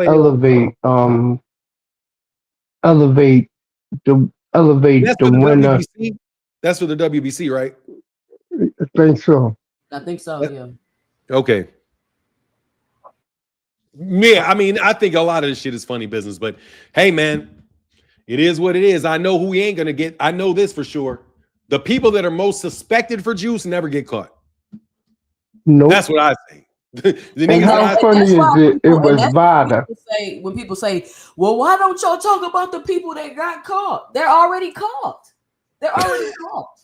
What do you mean? Say what about them? They're already caught. What do we need to talk about them for? They're already caught. We talk about the people we suspect. I don't understand that logic. Yeah, it's tough on me, man, because bro, I just remember I just saw these pictures of Bud Crawford, bro. From 3 years ago. He looks like a totally different person, man. He looks like a totally fucking totally different person, man. Go back and look at him talking to Errol Spence before those guys made that fight 4 or 5 years ago. Look at him walking during COVID. Man, matter of fact, I saw Bud Crawford during COVID, bro. That is a thin, lanky guy. You cannot tell me that when I saw, and he didn't look drained, he didn't look anything like that. His face was full. It wasn't during a fight. Man, I'm just telling you, bro, these dudes are literally growing before our eyes, bro. But they always catch somebody, but it always seems to be that these people are either well, I guess they didn't catch, they caught Canelo, and Canelo was not dispensable. But they caught Tyson Fury. When Tyson, it's weird, man. I don't know, man. I hope these guys get off dope, but I really think most of these fighters are on dope and they're just catching them selectively. That's my worry. If you know all these guys are doing it and you're just pretty much just waiting to see which one you're going to catch, you're going to stay away from the big name fighters that are really important for boxing. I had never even the way that Terrence Crawford's team responded to me saying he looked like a juice monster was so fucking over the top. Then I'm like, okay, you guys are in super defensive Terrence Crawford mode, despite the fact that we know steroids is active in boxing. The reason why, and to your point, 2 Cent, the reason why you suspect other people is because people have been caught. And those people were guilty before they were caught. Why don't you talk about the people that were caught? Well, when they got caught, before they got caught, they hadn't been caught. So the fact that they got caught is evidence that they were using it before and had not been caught. So since I use it for that purposes, I know that them getting caught means there's more people out there doing it. And they have not been caught. It's not easy to stay ahead of those drugs either. I want to know why the fuck people are just using shit that don't work though. Because the guy from More Plates, More Dates said if you're going to use for boxing, he's like, Osterine is some shit that you don't want to use. It's extraordinarily detectable. So they're like, why would these guys be using extraordinarily detectable and easily planted subject? Hey, I don't believe them, man. I just think they're playing games, bro. That's my personal belief. Yeah. And I think that is funny that it was Vada who popped them. And you know how that. Good look for Sabrina Matias, considering that he's killed somebody in the ring before. He's known as a knockout puncher, but I don't think that the Austrian is giving people these extraordinary gifts like people would make No. it seem. I don't really think it works like that. And Wada has already came out and said how many people are popping for Ostarine because these companies are making supplements in the same factories that use Ostarine to make other stuff, and those supplements are getting contaminated. So I mean, Yeah. you always gotta take that into consideration, especially something that's like with Ostarine or something like that, where people's supplements can be tainted. And I want to know, do y'all Fanon and B more, do y'all think that Devin is actually Hold on 1 second.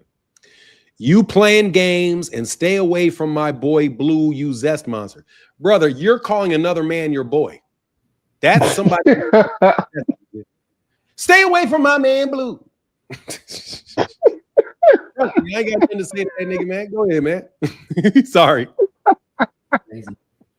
As if Blue needs you to defend him, bro. Cut it out. I mean, I don't know, bro. I think these niggas are trying. I think these niggas desperately want to make up, but I'm too far gone. I'm not fucking with these niggas, man. I'm not fucking with them. I'm sick of this shit. I really, truly believe that people, and I'm not saying Bud, I'm not saying Bill, I believe these people are fucking cheating their asses off. I really do. I really, truly believe that they're playing with people's fight dates. I absolutely do not believe that bullshit about Gervonta and that shit that Jake Paul said about seeing a video and how he punched the girl in the face. Bro, that shit was 25 days ago. Where the fuck is the videotape? Exactly. 25 days ago. Where's the arrest? Your shit just got huge for like 15 minutes and then just went away. It's kind of like if you look at people who buy views, like, you know, they're buying views on videos because their videos going like this. And then all of a sudden it goes boom. And like 10 million, you know, 1 million people watch it. Kind of like what happened with Clarissa Shields. Her shit went like this. You know what I mean? And then your shit went way big and then it dropped off. You know what I mean? That's how that was the attention.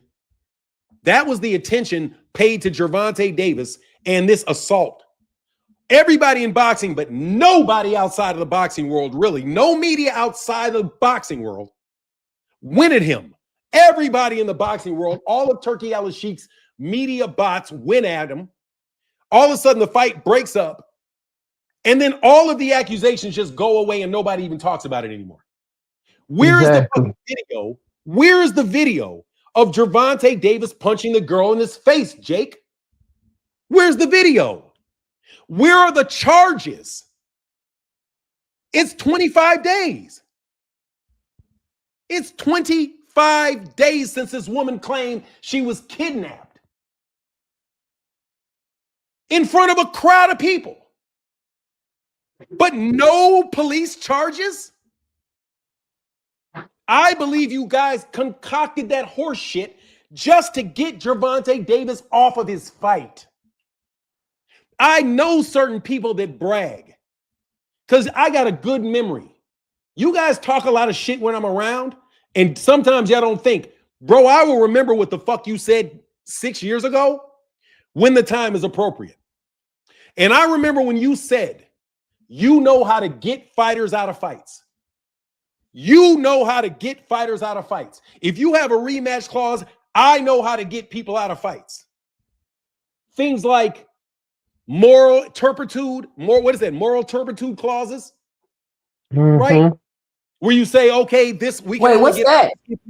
A moral turpitude clause is something like, I'm going to do business with you, 2 Cent, as long as you don't do anything that jeopardizes my name. So me and you have a good contract. We don't care what the product is. I'm buying your product, all of that, right? And I got a contract to buy it. But then say you go out and beat up some girl and get accused of what Gervonta got accused of. I can then say, oh, nope, I'm out of this because of moral turpitude. I do not have, because if you do something that's going to get attached to me that's ethically or morally way out of whack, I have a clause in my contract that allows me to pull out. So that's why NBA players can get thrown off teams if they do crazy shit. Exactly. they'll toss him off the fucking team because of their moral turpitude causes. So anyway, I am still waiting for anything legitimate to happen to Gervonta Davis for a kidnapping. Look how big the story they said was. He punched her in her face, dragged her through a crowd into a private room, beat her up. I guess he dragged her out of the club and then to the parking lot and punched her in the face where the video is. But yet none of this has come out. No, you guys just bitch. You know what happened more than likely? Jake Paul bitched out of the fucking fight. That's what it was. And you guys needed a fucking way to put the shit on Gervonta's fucking head. So Gervonta has a reputation for being aggressive with women. You tell a believable fucking story that is probably horse shit, and then you pull out of the fight. Mm-hmm. Yeah, I find it mighty coincidental. I'm telling you, stop for a second. I find it mighty coincidental that Devin Haney was accused of the same thing. He was accused by a girl of the same thing. That shit magically went away. Nobody say a mumbling word about it. Nobody's saying, oh, nobody should be fighting that guy. He a baby mama kicker. Mm-hmm. He's got accusations of that shit on his head. But you guys don't say nothing about his shit. Everything miraculously got put on Gervonta again. No, man, you guys are the same people that told me that you know how to get people out of fights. You're the same people sitting next to me talking about hitting licks and all kind of other corny shit, bro. I did not know what you guys meant at the time you were saying it because I'm not from the same city as you and I didn't know your vernacular. I know your vernacular now. You niggas are hitting licks and getting people out of fights. You probably putting Ostrine in people's shit to get the losses taken away. Mr. Fancy Pants nigga. Who know full well, hold on one second, don't cut me off, B1 Bully. I'll let you go in a second. I know what you do because you bragged to me about the fact that you were doing it. You bragged to me about the fact that you could do it. And don't act like everybody in boxing ain't watching me. I already got you bozos up on 5 Ricos. Trust me, everybody's gonna fucking snitch on you niggas. So nah, bro, I think you guys are make-believing. I think you're playing make-believe. Make-believe. You want a make-believe champion that can be like Floyd, so you're just gonna fucking make Devin Floyd. Like, it don't matter that don't nobody give a fuck about Devin. You're just gonna make him Floyd. You're gonna give this nigga every opportunity, every chance, 2-3 chances. If somebody beats him, you better believe everybody's worried about whether the guy's gonna pop dirty afterwards. You had a whole bunch of niggas that are street niggas backing you on lawsuits for battery in a boxing ring. That's how fucking desperate you niggas were. Now you want to sell this nigga like a comeback when he's on an undercard. He's Turkey Al-Sheik's water boy. But y'all are just going to make this nigga Floyd Mayweather Jr., man. Because that's what you probably Floyd wanted to be. Then let's get back to the guy that threw the fucking monkey wrench in all your fucking plans. This nigga right here. All your fucking plans to make this nigga the king of boxing goes away because of this right here. You know what I'm saying? Because that little nigga right there wound up taking it all. Go ahead and cook, y'all, man. My bad. I was going to say one thing because what 2 Cents said about Ostrine reminded me of something. So like the people talking about Ostrine, like, okay, whether it make you stronger or gives you more muscle, like the thing is, like you still got to weigh in at the weight you fighting at, and the thing with that is like, okay, let's say Ryan. Hold on one second, bro. Hold on one second. I didn't watch Devin's fight. Ho ass. I didn't watch Devin's fight. And on top of it, I don't give a shit. I can watch him all I want to watch him. Still doesn't mean he ain't a piece of shit. The fuck are you talking about, Bill?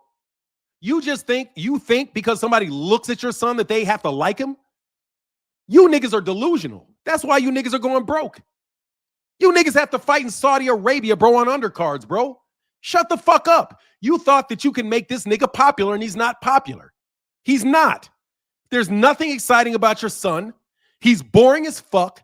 He doesn't get any knockouts. He's an arrogant asshole that doesn't anybody like. I'm sorry. He's second fiddle to Gervonta. And even if Gervonta Davis loses and quits boxing, he's still going to be second fiddle to Gervonta. You're never going to get past it, bro. We're talking about the dumb nigga. We're talking about him dumbass because he just had a fight on Friday. He just had a fight on Saturday. We always talk about fighters after they fight, stupid. I'm done. I promise I won't cut off anymore. Are you good? I was saying, like, okay, let's say a fighter weigh 145 and they fight at 140, right? Okay, they got to drop 5 pounds. But let's say they go ahead and take some steroids or whatever. They blow up, 5 pounds of muscle, right? Okay, well, now they got to lose 10 pounds because they are 150 instead of 145. And that 10 pounds either going to have to be fat or they're going to have to dehydrate themselves and lose that water weight. Either way, they still got to get down to 140. And when you're looking at punching power, that's the equation for force. Force equal mass times acceleration. So if you want something to do more damage, either it got to weigh more or it got to move faster. But we know it's not weighing more because you still got to weigh in at the fight weight. And could we say that Ryan's hands were significantly faster than anything we ever seen, or did he look lethargic in that fight against Devin? So he's not heavier, he's not punching faster, but we're supposed to believe that there's another way that punches can do more damage. Ain't no other way. So with that said, man, people bringing up Austrian just because they ain't got no other way of understanding. Like, yo, Devin is not what they think they are. I got a 15-minute video breaking down all the things Rolly did right and what Devin did wrong against Ryan Garcia. A 15-minute video, and I didn't even have to say nothing. I just let the captions and the footage tell the story.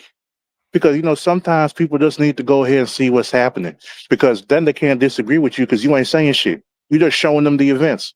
Same thing with what we just seen this past weekend with Devin. They keep on having to tell you, and people is believing it. Some people is disagreeing, but like we can't change what our eyes are seeing. But that's what I wanted to say, because Two Cents reminded me on that whenever she had brought it up. Did you hear what Eddie Hearn said? What did you think about Eddie Hearn saying that? Because Devin's not going to be top-level competition landing 70 punches. So what do you think about what Eddie Hearn said? People in the uproar, they're crying, Eddie Hearn hating and racist and all this extra stuff. But I think Eddie Hearn made a good point about how people aren't going to want to fight Devin because he's not going to want to engage. And I just want to address that now, before we get the everybody ducking him, they don't want to fight him conversation. What you think? What y'all think about that? Oh, I agree with you, because that's the same reason I've been saying people don't want to fight Shakur, because people talking about they duck, and it's like, nah, if you win that type of fight, your promoter got to worry about how that's going to hurt your stock, and you got to worry about how that's going to hurt your stock, because you're going to be known for being in a boring fight and most likely losing. And nobody want to see that. It'll be like, oh, you was in that boring fight and didn't do nothing. Like, you were just hugging the whole time. We don't want to see you again. So it's not just bad for Devin as far as his marketability, but now that's something that's double, because whoever's going to put a fight on for Devin, they got to look at, okay, how's Devin going to fight? And then are we going to find an opponent that's going to be cool with that? And is their promoter going to be cool with it? And then that other fighter's promoter is going to be looking at the same thing, like, yeah, this is one of my guys that, we building up. He could be a name, but if we have him be in this boring fight, that's not going to be good for him, and then that's going to hurt his career. We're not going to be able to market that. So that's the way it is for Shakur, and that's the way it's going to be for Devin if he continues down this route. So I agree with you on that. Eddie Hearn was telling the truth. Hey, look, man. Let me draw a parallel, bro. There was you remember NBA Live, like Madden? Yeah. Man, there was this dude I used to play. As soon as his ass got up as soon as he got up a fucking field goal, he would run the fucking clock out for the whole half. Like, we'd be like, bro, and then sometimes we play, how sometimes he get way up. Like, he gets up by 20 points. And if he's up by 21 points and he scores 3 touchdowns in the first half and it's 21-7, this dude is literally gonna fucking put that shit on, set his fucking controller down, and watch that shit run down every fucking play. And so I'm like, bro, if you're gonna fucking do that shit, cut the fucking game off and stop wasting my fucking time. I'm tired of this, dude. This is not fucking fun. You're just being obnoxious, bro. That's lame as fuck. We're trying to have fun here, bro. Okay? We're not here to fucking try to play goofy fucking games just so you can get a win and stink shit up and frustrate some fucking body. That shit, the way that fucking Shakur fights sucks. It does. It doesn't suck as far as winning a boxing match. It doesn't. He can win a lot of boxing matches like that. But dog, it's like, fuck. It's like, okay, he's up 3 rounds. Fuck, here it goes. We're going to be sitting here for fucking 3 times, 21 more minutes of this shit. He's just going to move around, touch him 3 times, touch him. Man, fuck out of here, bro. This is a waste of fucking time, bro. Meanwhile, I'm watching Deontay Wilder the whole time, fucking head, face on the screen. Boom! Dog, bro, you're not going to take over boxing with that horse shit. Okay? It's just horse shit at this point in time. You're not really trying to engage the dude. You're just trying to take advantage of a point system that you have a system to take advantage of, dog. You know what I mean? So I don't like it, man. And I don't think anybody really wants to see those type of fights, man. That's why David Benavidez is the one that won. Because, dog, I want to go see that fucking, like, the only fight that I'm upset that I missed is the David Benavidez yard fight. I'll watch him on replay, but I probably won't watch the Devin on replay because now that it's over, I know there's no reason to watch it. I saw the knockdown. It was a nice little 2-punch combination that got the knockdown, but I know that there's nothing else in that next 12 minutes, in the next 12 3-minute rounds, it's going to be enough for me to spend an hour and a half to go watch it again. You know what I mean? So, no, I mean, you can say hating's an art, whatever you want, bro. Yeah, hating's an art. Let me tell you about the art of hating. You had to have been a subscriber to my channel for 24 hours before you could leave that comment. That's how I know hating is an art. Because you, sir, Mr. Eric Myers, which is probably, what is the name? Michael Myers, Eric Myers, whatever game you trying to play, King or whoever the fuck you are, with the same names you keep making. I have a limitation on my chat that says if you can't even leave a comment unless you've been a subscriber for 24 hours, which means your dumb ass had to go sign up as a subscriber, then wait for a day to insult me.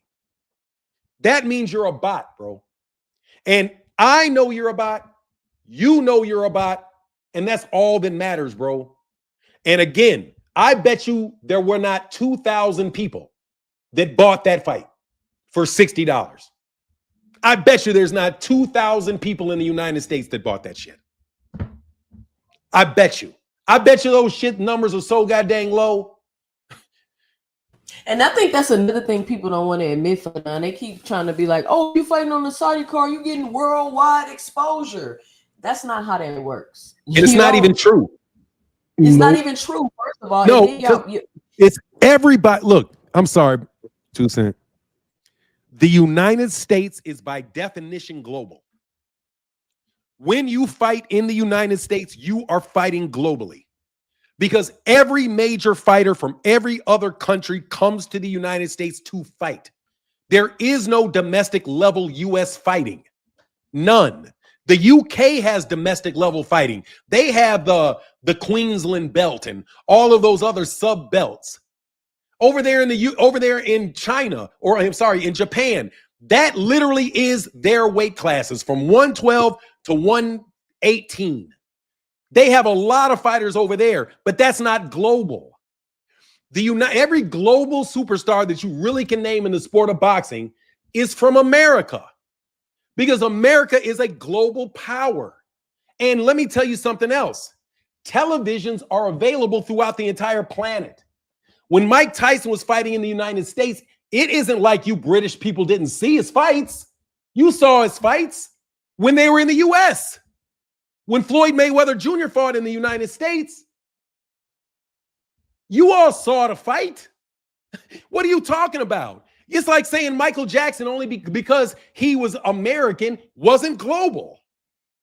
Almost every global music star comes to the United States. This is the big stage in the United States. What Turkey's trying to do is trying to move the stage to Saudi Arabia because he thinks it's a tertiary sport and that eventually he can have everybody looking like the big fights are over there. But that's not happening. Canelo Alvarez, most of his fights are in the United States. Gennady Golovkin, most of his fights were in the United States. What's his name had to come to the United States. Monster had to come to the United States. Terrence Crawford fights in the United States. Muhammad Ali, the vast majority of his fights, United States. Mike Tyson, United States. That is you, UK. Let me tell you what that shit is. You UK guys try to make yourself feel better by calling yourself global. Because you get to drive from the UK to France. That is a goddamn bus ride, bro. That's not any space. Do you know how far it is on the globe? Let me just break this to you. Do you know how far it is on the globe to travel from LA to New York? It is way further than trying to go from fucking the UK to Spain. You can fit all that global section you got into Texas. But yet y'all are global. Bro, you guys are just repeating a bunch of dumb shit that Europeans believe. We are global in the United States. We have all of the northern hemisphere, northwest hemisphere, all the way down to the fucking South Pole. Last time I checked, that's half the world. It's half the world is over here. But you think we need to be in the Eastern Hemisphere to be global. No, you just mean that you're in the Eastern Hemisphere. You don't mean global. You mean that you're in the Eastern Hemisphere. We're in the Western Hemisphere, and we don't need you. That should be killing me, bro. No way do you go, like, listen what they said. They said, oh, David Benavidez got international exposure with Anthony Yard. Anthony Yard is the fucking global superstar now. And you know they're trying to do that with Conor Ben too. Fanon, Conor Ben talking about I'm the money man, I'm the like Conor Ben. Who are you, Conor Ben? Because you beat a drained Chris Eubanks and you let him beat you the first time. He shouldn't have. He couldn't even stand up straight. How did you get beat by Chris Eubanks that was so drained? Like seriously. Now all of a sudden Conor Ben is the man and the fight to make and who Conor gonna fight next. Like y'all not about to play in my face with this. Y'all are not. Conor Ben is a drug cheat. Now all of a sudden y'all don't have a problem with drug cheats. I don't understand. Man, and then he's not gonna want to fight him. But I heard Conor Ben's probably not gonna want to fight Devin. Probably not gonna want to fight him. Why? Why? Because Devin's going to do exactly what they brought up. Because Devin Haney's going to snooze the fucking place up. Because Devin's going to snooze that shit up against Conor Ben. It's going to be a boring ass fight with 70 punches landed. That's it, dude. There's 70 probably punches less than that. Yeah, you're not going to give any. Devin is not going to fight hard enough to give anybody a chance to get an opening. So no, bro. They're probably going to be like, nah. And now I will tell you what is going on though. Conor Ben is a legitimate UK star. He is a legitimate star, a legitimate known quantity in the country of Great Britain. That's what Conor Ben is. So Conor Ben has a huge advantage over Devin because don't nobody give a fuck about Devin in the United States. In actuality, somebody might care about Nigel Benn and Conor Ben in the UK. So yeah, I wouldn't be surprised if Conor Ben could say he's the money man. But only because we got a bunch of undercard fighters that are champions. Like, again, Devin's an undercard fighter, bro. They're not trying to do that. B-siders. Yeah, I don't. They're really acting like Devin Haney is. These fighters are not undercard fighters. Like y'all shitting on the people that's headlining cards, got their own fan bases like Boots and Tank, and then y'all are trying to big up and magnify people that's fighting in the middle of the street with no audiences, people that's fighting in Saudi Arabia in the middle of the day with football on, ain't nobody watching it. Like, y'all aren't being realistic. Just because they got a sugar daddy and they can make money, they're not producing that revenue. Somebody is giving it to them. Why do they always do this shit, bro? Even if, let's say Terrence Crawford rematch with Canelo, and I want to ask you about that too, Fanon, and he makes $100 million. That's not impressive to me. You didn't generate that $100 million. Somebody just gave it to you. That's not the same thing. It's not. And that's why it's not respected the same way. Y'all think y'all can just throw numbers out there of somebody getting paid. People are going to respect the fact that they're getting paid that number. No, the reason people respected what Floyd was getting paid, what Tank was getting paid, what Tank and Ryan Garcia was able to make is because they generated that with their own fan bases. They didn't have no sugar daddy to just hand them tens of millions of dollars. So that's the difference. That's why it's not impressive. Hey, real quick. Dude, Bill Haney, dude, you got to put it in the fucking super chat, bro. This is you. Because you're calling me an addict, sniff, Uncle Phil. No, Bill Haney is the one that snorts coke on camera. That's not me. I'm sorry. You got me fucked up with Bill. No, I'm just hyperactive. I've never done cocaine I've never done that type of drug ever in my life. However, let me just get something. Let me get something for you, Bill. Please stop trying to use that cornball shit where you guys mirror. You know that's what con men do. Con men mirror. If they think you like something, then they'll say, "Oh, I really like this," and they try to get you in, right? That's what Devin Haney does to Gervonta, mirroring everything. Because you guys don't have an original fucking bone. You don't have an original thought. You don't have an original approach. All you are is Timu Floyd Mayweather and Timu fucking Floyd Mayweather Sr., bro. You're doing a Floyd Mayweather Sr. act, and he's doing a Floyd Mayweather Jr. act, and you guys are hoping that the shit's gonna fucking pay off, bro. You're never gonna fucking pay. And your patterns are so fucking predictable that I know it's you without even seeing your name. I knew it was you because everybody calls Bill Haney a COKE head. So now you want to take that insult and apply it to other people. That's all you guys do is bite and steal from other people. There's nothing original about you, not from your fighting style to your insults, to your media approaches, to the way that you talk to an interviewer. You guys have no originality to yourselves whatsoever. That's because you guys have spent your entire life being petty fucking criminals. Okay? Little get over artists whose mind is set on always trying to get over, always trying to slick, and always trying to fake it till you make it. Devin Haney doesn't have any fans, Bill, and this fight didn't make any money. And Bill Haney, Devin did not get any fucking money out of that damn Ryan Garcia fight because your dumbass signed him up for a net profit deal, which means he won't even know where the costs went. Okay, Bill? So unless you want me to pull your contracts up again and you want me to go into exactly what the fuck I really think about your thieving ass, you better get the fuck from around me. Okay? Because I ain't even pulling shit that I could be pulling. We just going to keep it at the simple shit. Go ahead, 2 Cent. And by the way, Bill's the cokehead, not me. And guess what? You're on tape doing it, brother, like this. Excuse me. And I was on the phone with you, and I had to call people and say, man, what the fuck is wrong with Bill Haney? This nigga, is he on? I had to ask niggas if you was on something because you were fucking zooming so bad. So fuck off, Bill. Go ahead. I'm sorry, man. I expect that nigga to be in this comment section today, and I'm asking, and since I know you're here, Bill, and I know you niggas listen to me every fucking morning, whether you try to counter program me with a snitch or not, try to counter program me with a snitch or not, I know you're here, boy. And your boy ain't make no money in that last fight. Stop lying. You ain't got no 12 fight, no 3 fight. You don't think he got a $36 million deal? No, he's on an undercard. I ain't got a sugar daddy over there. These niggas are.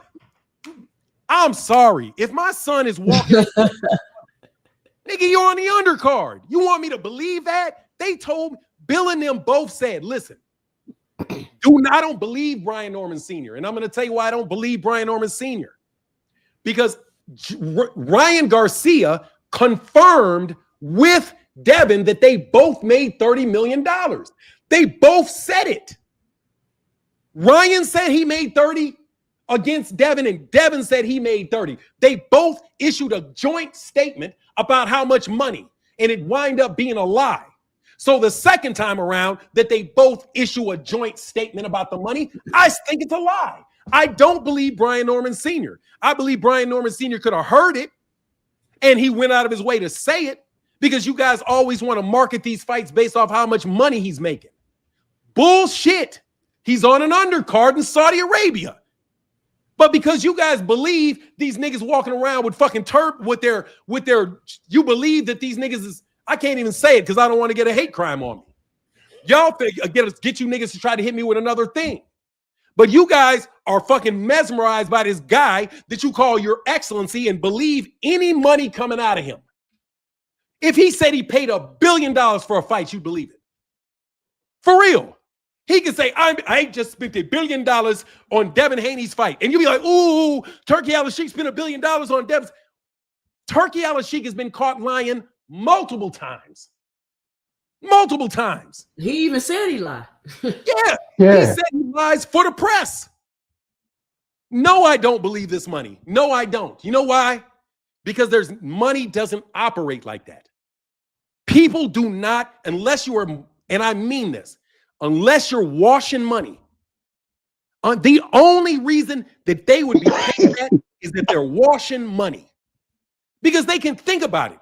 They can what is his options? What's Devin Haney's options?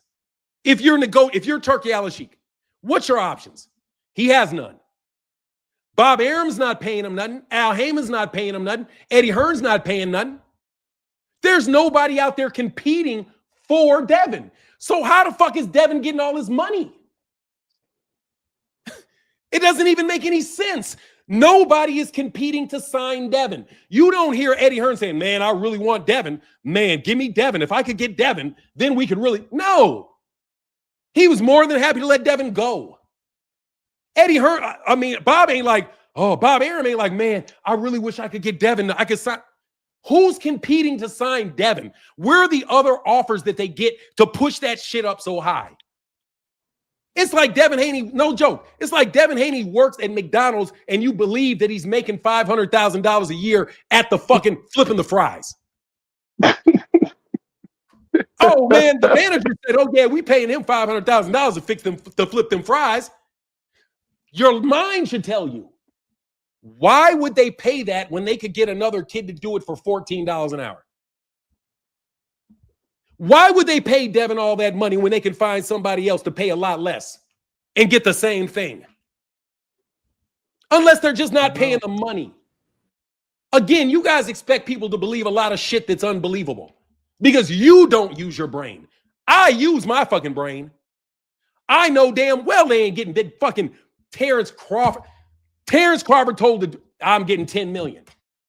He said he got 10 million, right? He could have got more. I don't know. But that's the same number they said he got for David Avenetian on BLK Prime. Yep. Like, come on, man. Blue Blood does not tell the truth. Eddie Hearn does not tell the truth. I could go on and on. Bill Haney ain't telling the truth. Devin, you believe Devin? Like, you believe these people that tell you? They can't even tell you the proper fight date. But yet they know all these people's money. And then they will tell you how much money. No. What they're trying to do is trying to create a false sense of grandeur, right?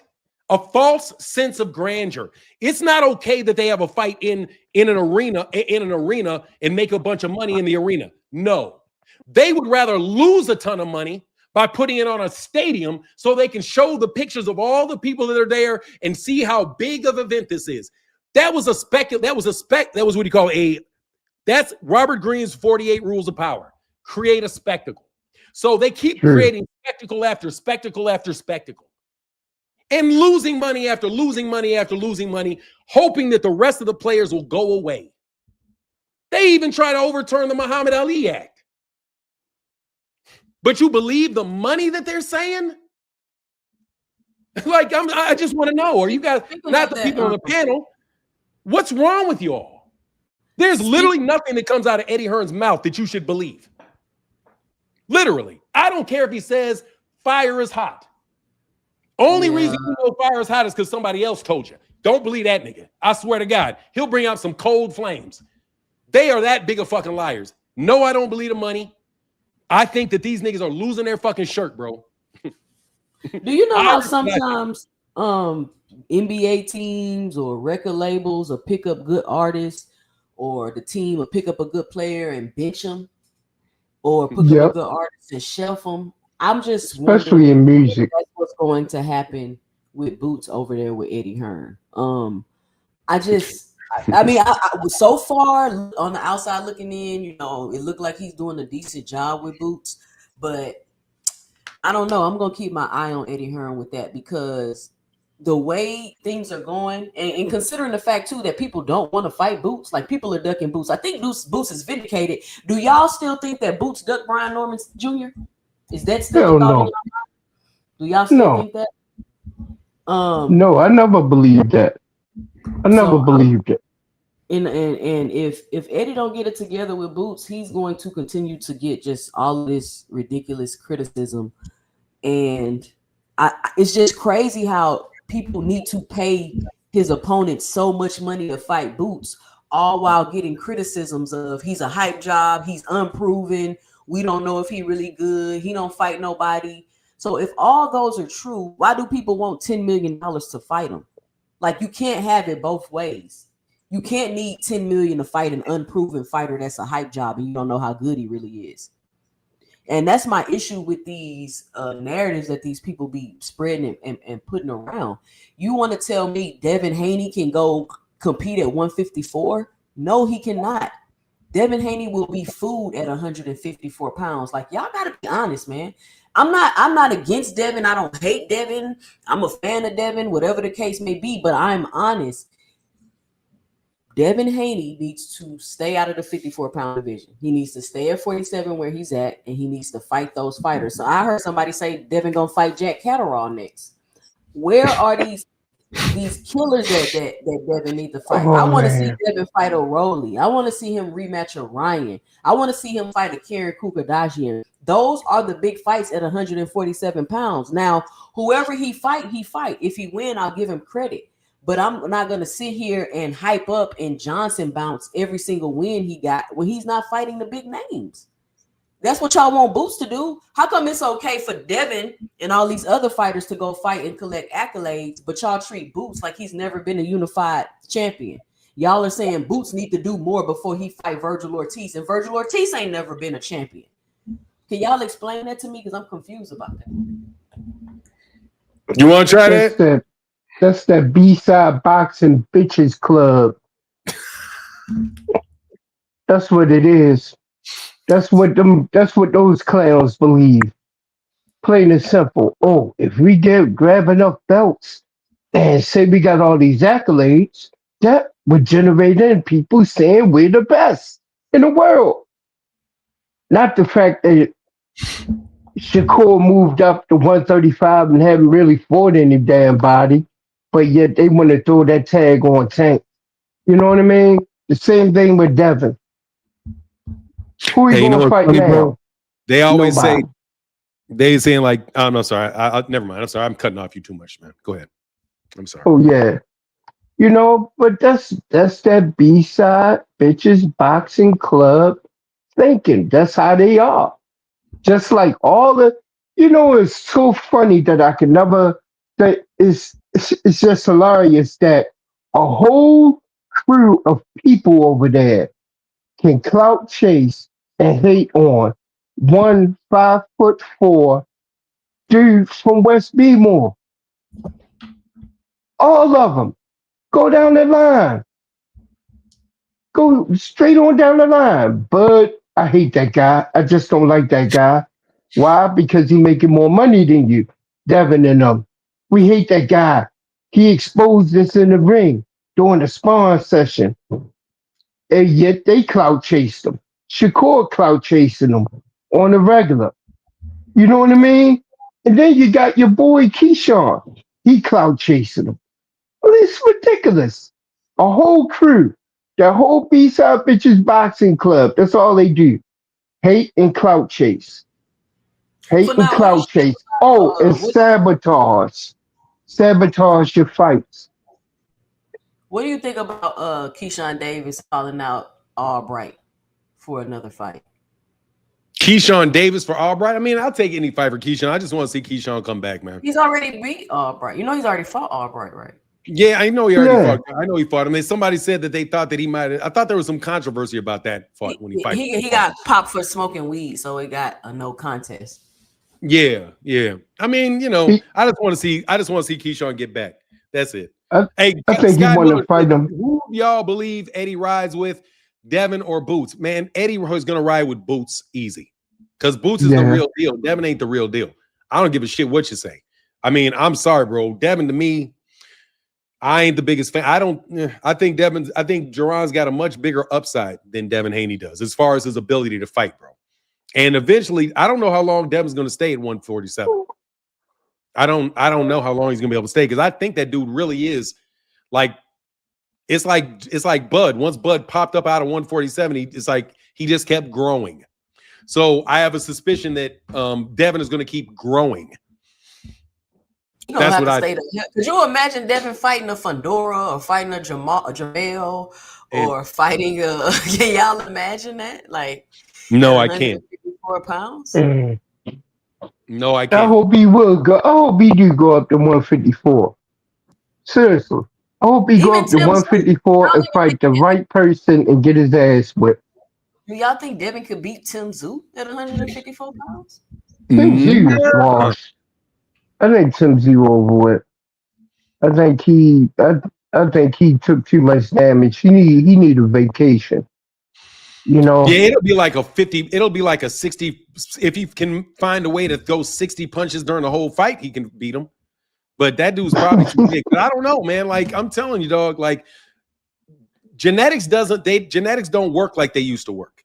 Like when I was a kid, like for me, when I turned 30, I mean, everybody knew that when you got to be, 27, 28 years old, that your body was not going to hit puberty. You know what I mean? It's kind of like, when we were kids, once you hit 18, you're like, or 19, like, damn, I'm not going to be 6'4". And then you get to 25, and you're like, damn, I'm never going to be built like, I'm not going to be built like Ray Lewis. You know what I mean? When you're 30 years old. But now, man, who knows, man? God changed genetics. The evolution.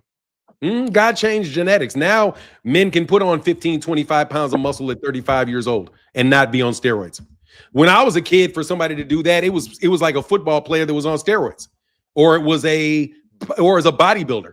But the crazy thing is, back in the day with Arnold Schwarzenegger and all those guys, they started selling bodybuilding.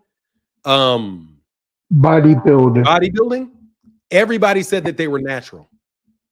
No, they wasn't. Yes, they weren't. Back then, I'm telling you, when I was a little kid, I wanted to be a bodybuilder. And I was like, wow, how do you get built like that? And it was after like, I don't know, man, because Arnold Schwarzenegger was retired in his 60s or whatever, but I can't remember. It was like Coleman. What's his name? Coleman? The brother. I know what you're talking about. Yeah. It was like, he was the first one. I was like, man, these niggas is all juicing. And they were trying to sell the shit like they weren't juicing. Like Cali Muscle. Like Cali, Cali the channel, YouTube Cali Muscle used to be all big like that. He was selling that shit all like, oh, you got to eat this, you do this, you eat this. Or the Liver King. Yeah, or the Liver King. And they wind up being like, dude, bro, you niggas are not, I'm just telling you, bro, you guys can trick the detectors. You're not going to trick my eye. Okay? You're not going to trick my eyes. Dude, you literally just grew, your head grew. Bro, you have been working out like a bodybuilder. How are you a boxer working out and your body is developing like Ronnie Coleman's? Like, I'm sorry, bro. Like I'm going to leave that for you little kids. See, I now know that I got a problem here. I am 56, which means I've been around the planet 56 times. Right? That's 56 times around the sun. That's a lot of fucking times around the sun. I've been lied to a lot. I've been stolen from. I've been manipulated, and I've seen it a lot of times.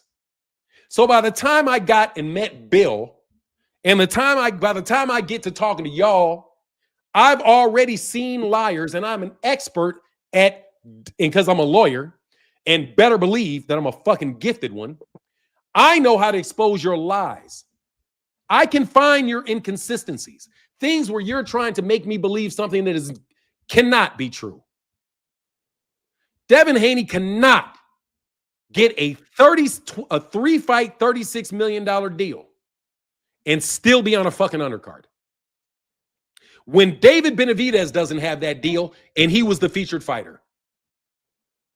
David Benavidez has a bigger upside and a bigger fan base potential in the United States than Devin Haney has.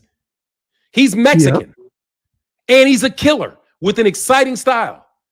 But Turkey is going to pay Devin more money than David Benavidez, even though he puts David Benavidez on last.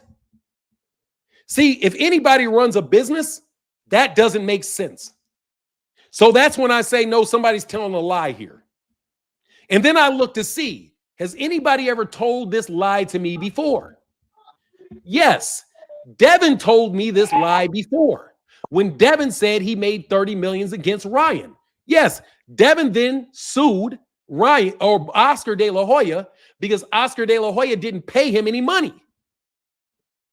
So if Devin told me he made 30 million, Ryan said he made 30 million, but a lawsuit comes out where Devin is saying he didn't make the 30 million, and Ryan is saying he didn't make the money, I then have to say, okay, now I know you guys are willing to lie about how much money you're making to help sell the fight.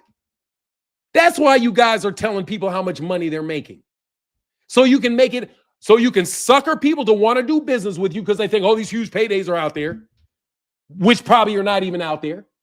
I already told you people are getting paid in cryptocurrency. I didn't have anybody. I was the first person to tell you these people. The only reason, let me tell you, the only way that that money made sense to me is if they were paying it in crypto.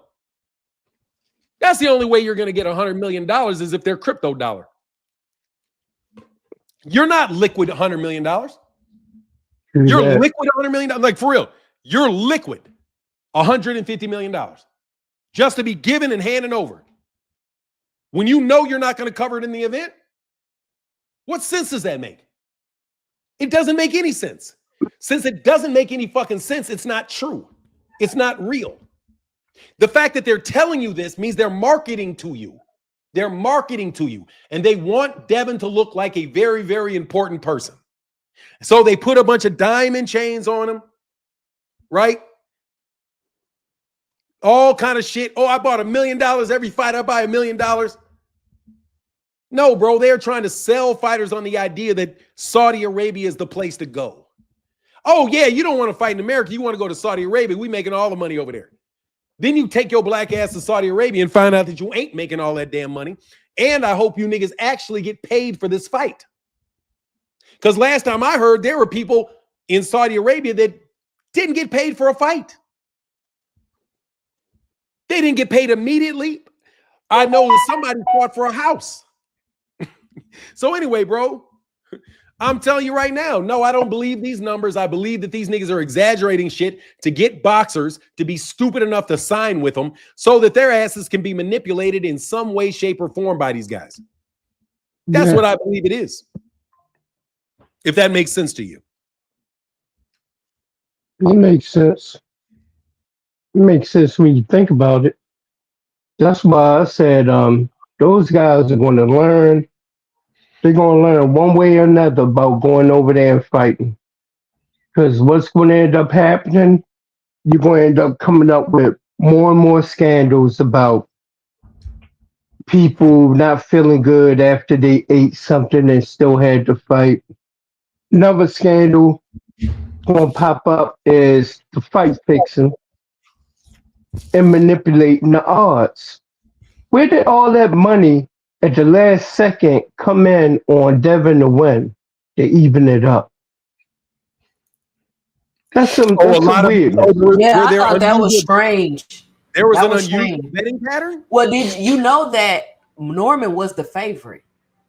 And then I think maybe the day before the fight, maybe the day of the fight, the day before the fight, the odds went to even because they were saying a lot of money came in on Devin Haney at the last minute. Ricola. That's the type of shit I'm telling you, man, these guys think they fucking slick, bro. That's the third. So this is the third fight that shit has happened. Yep. Terrence Crawford, Errol Spence. What was the other one? The one that just took place? Canelo. You should look into the Andy Ruiz, Ruiz, Anthony Joshua fight. All those were fights that Turkey did. The Wilder Fury, Anthony Joshua Ruiz, Earl, and Terrence. Yeah, you know what Turkey act like? Turkey act like he got a gambling addiction. Like I'm telling you, bro. All of them Saudis got gambling addictions. They will bet on anything. You muted for them. Oh, yeah, I'm sorry. No, I was saying, I'm like, I think these guys got gambling problems. A lot of these Just people like act Dana like they got White. gambling problems. Huh? People, just like Dana White, he's a degenerate gambler, and y'all don't think he was fixing fights at the UFC? Man, that's how they making their money, bro. I mean, that's I already said it's boxing, politics, and gambling. They get into politics so they can get some cover for their gambling. No joke. And boxing is the center, man. I've always said it about boxing. Like the way that boxing works, which is distinct from like the NBA and everything, is that whenever you get a big fight, all kind of people come from all over the country, come from all over the world, and there's a big fucking economy connected to that. And gambling, and I suspect that most of the economy is under the board. A lot of drug deals go on, a lot of fucking human trafficking deals go on, a lot of mixing. You can be there in the same place as people that these people usually can't even be in the same place as. Boxing creates a lot of openings for the underworld to take advantage of. And that's why they've always been so involved in it. And they're still involved into it. They're still involved to this day, And, I don't want to put everybody out on blast, but I will tell you, bro, that everything that you guys are doing is so easy to see. It's really, for me, it's really, really easy to see. And I hope you guys don't think that you still have protection, because you don't have protection. The guys that used to like the guy, and I'm not going to talk out of school, but too much, but trust me, bro, some of these people not being around, bro, really does shift the power. And a lot of these guys think they're made men and really think that they're protected. And nah, man, you guys are basically going to be in a lot of trouble because you've been stealing from people and playing with these people's money for the last 5 years. Like seriously, man. When you say that, what people are you referring to that's going to be? I'm talking about when you fix there are a lot of wealthy gamblers, like very wealthy people that get pulled in. They like to gamble, like really wealthy people. Say that people can afford to gamble $1 million a hand. There's only a certain amount of people got the type of money that lose $1 million and they got that shit liquid. So they find out that they get pulled into a fight, right? And this Adrian Braun is a former champion, Adrian Braun. Yeah, because that's what they do. They bring the high rollers in to meet the famous people. The famous people are the boxers, or the basketball players, or the football players. And then they sit down with these people, and the people treat them as if there's a regular fucking sucker because they had access to the people. I'm not going to say who the people is, but I'll use an example. Say it's Turki Al-Sheikh, but you don't know who Turki Al-Sheikh is. Right? You never heard of him. But a guy like Turki Al-Sheikh comes to the United States and he wants to meet Floyd Mayweather. And they say, oh, yeah, I can get you to meet Floyd. Do you play poker? And he's like, yeah, I play poker. I would love to play poker with Floyd. So they're sitting there talking to Floyd, sit down, playing cards in a private place. Meanwhile, Chauncey Billups' ass is handing out fucking X-ray vision fucking night goggles. They're playing with fixed fucking cards, and they've got actually the table is X-ray. The table is X-ray. The cards are marked. And so they keep beating, and guess what they'll do? And this is in the reports. It'll be a guy that basically doesn't even look like he knows the rules of 5-card stud, who will place $1 million bet on some shit that is a 2% chance that he wins. But he keeps hitting over and over and over again. So then they're like, hold on, man, because guess who they were ripping off too? They were ripping off professional professional gamblers who know the odds. And they're like, there's no fucking way that these guys are winning on his hands. It doesn't work with the odds, but they can't do anything because these guys are it's an illegal gambling spot. So because one thing you got to understand when you're gambling illegally, there's no recourse. You can't call the police. So there's just no recourse, and these guys are out of their money. But they found out that there's been at least 5 different fucking fixed fights, and now they have a systematic pattern of gambling following the same thing. Bro, these guys have been running the same plan for years now. Those are the people I'm talking about. I'm talking about the guys that can afford to lose $1 million a hand. The guys that can afford to bet, they can afford to lose $20 million. You know how much money you got to have to be able to lose $20 million? You're talking about guys worth $10, $12 billion. Guys with 10, 12 billion dollars, bro, got more than enough money to get all of the fucking what do you call them? Special investigators and all that shit to do all the investigation themselves. They're going to figure out, and it's not going to cost them more than $50,000 to figure out how you stole $5 million for or $3 million from them. Like, look at how much money Adrian Bronner stole from people in a fixed crap game. Over $1 million. And who's going to be good gambling there? The people that are rich, who want to associate with famous people. That's why these guys get the concerts over there in Saudi Arabia, because they want Michael Jackson to come to Saudi Arabia so they can meet Michael Jackson. That's what I mean. And what they're doing is they're ripping off too many people. Like I'm telling you, you guys are doing it so blatantly. And guys like Aiden, let me tell you something, bro. When Aiden Ross does this is a fucking RICO waiting to happen. I promise you. Aiden Ross gets a phone call, said, hold on. We changing the bet to Terrence Crawford. Oh, I got inside sources. They said, no, we changing the bet to Terrence Crawford. I can't even tell you who it is. And then Terrence Crawford wins, bro. Come on, man. Niggas gonna be like, bro, who told you what and what was it that they told you? That's it. And guess who's gonna get you? The FBI is gonna ask you those questions. And why is the FBI gonna ask a question? Because the rich people you ripped off are gonna call the FBI. And they're going to call the FBI with all the information they got with their private investigators. So you guys playing around with you guys are fucking around with some very, very, very, very, very, very wealthy people and some very, very, very dangerous people. And yeah, it will tear boxing down because these people are not going to let you rip them off. If you're going to, for example, Turki Al-Sheikh saying 2 rounds to Carlos Adames, right? To Muhammad Shiraz. That affected that fight. And these guys, and that could have affected how much money Turkey made. But it also affects how much people lose. You see what I'm saying? Whenever you cheat for yourself, you're cheating other people out of their money. You didn't just steal the money. You also ripped off them because they never had a realistic opportunity to make any money off of you. Right? You're not even gambling. They're the only ones gambling. Like when you fix a fight, it's not gambling anymore. It's not. And these guys are bragging about it. Like I'm telling you, I'm surprised. The only reason that most of you niggas ain't in jail is there's not enough police officers. Because that's self-snitching right there. 100% self-snitching. But anyway, that's the people I'm talking about. And you should avoid trying to steal from them at all. I'm telling you, I wouldn't do it. If there was $100, I know certain people, if there was $1,000 stack on the floor and they walked off and I leave that shit sitting right there. Or I would grab that stack and go run and say, hey, man, I think you dropped your stack. But no, y'all want to sit up there, get introduced to billionaires, and then you want to rip them off playing dice. You want to play these people for suckers. Think about it. Every time you have a fight that is, you already know the outcome, and that you're inviting people to bet on it, bro, you're not gambling and they're not gambling. That's not gambling when you fix it. What it is a hype. What it is theft. So basically, think of how many people, whenever you fix a fight, how many people you stole their opportunity for money. Because watch this shit. You won your money, right? But they lost their money. Right? They lost their money.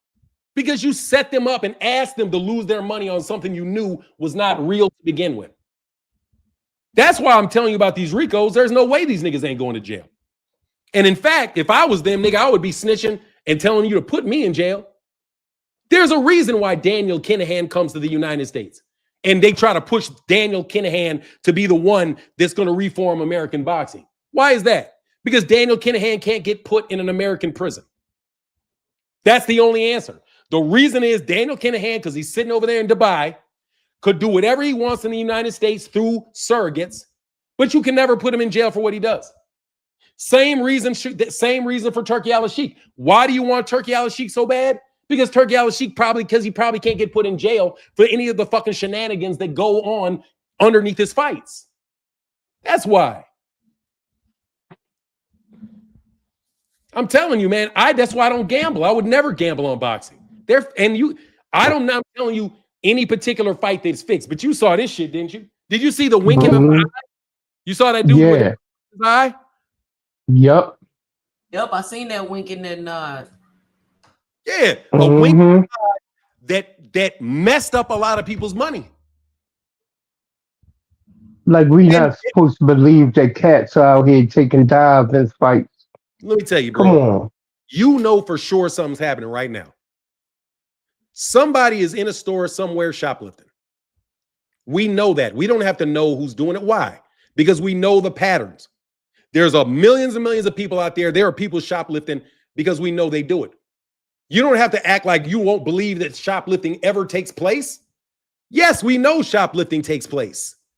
So don't be surprised if I tell you, yeah, I know that there's 15, 20 stores where people are getting shoplifting. Just guess also we know somebody's buying some KOKAIN right now. Crime is real. Crime really happens. It happens in boxing, and boxing is notorious for it. I just find it funny that with all of this shit, the most notorious sport for cheating, funny is you guys can't ever see cheating. You can't ever see it, even though it's right there. That's what's crazy, how people will say this is the most corrupt sport, but then when you point out the corruption, they don't want to talk about it or they want to call you names. Like, how can it be the most corrupt sport, but we can never talk about the corruption? It's a part of the sport. Corruption is a part of boxing. That's why this whole people acting like it's so much integrity in the sport and it's that's not boxing. Like, I don't understand why y'all even be talking like that. There is no integrity in this sport. It's boxing, y'all. Like, y'all got this romanticized view of what y'all think about. How can Ryan Garcia be getting another title shot? He just lost. It happens all the time, y'all. It's boxing. Yeah, dude. Especially with politics. That's where all the corruption come in when it comes to politics, dealing with these belts. Seriously. That's where all the politics. Yeah.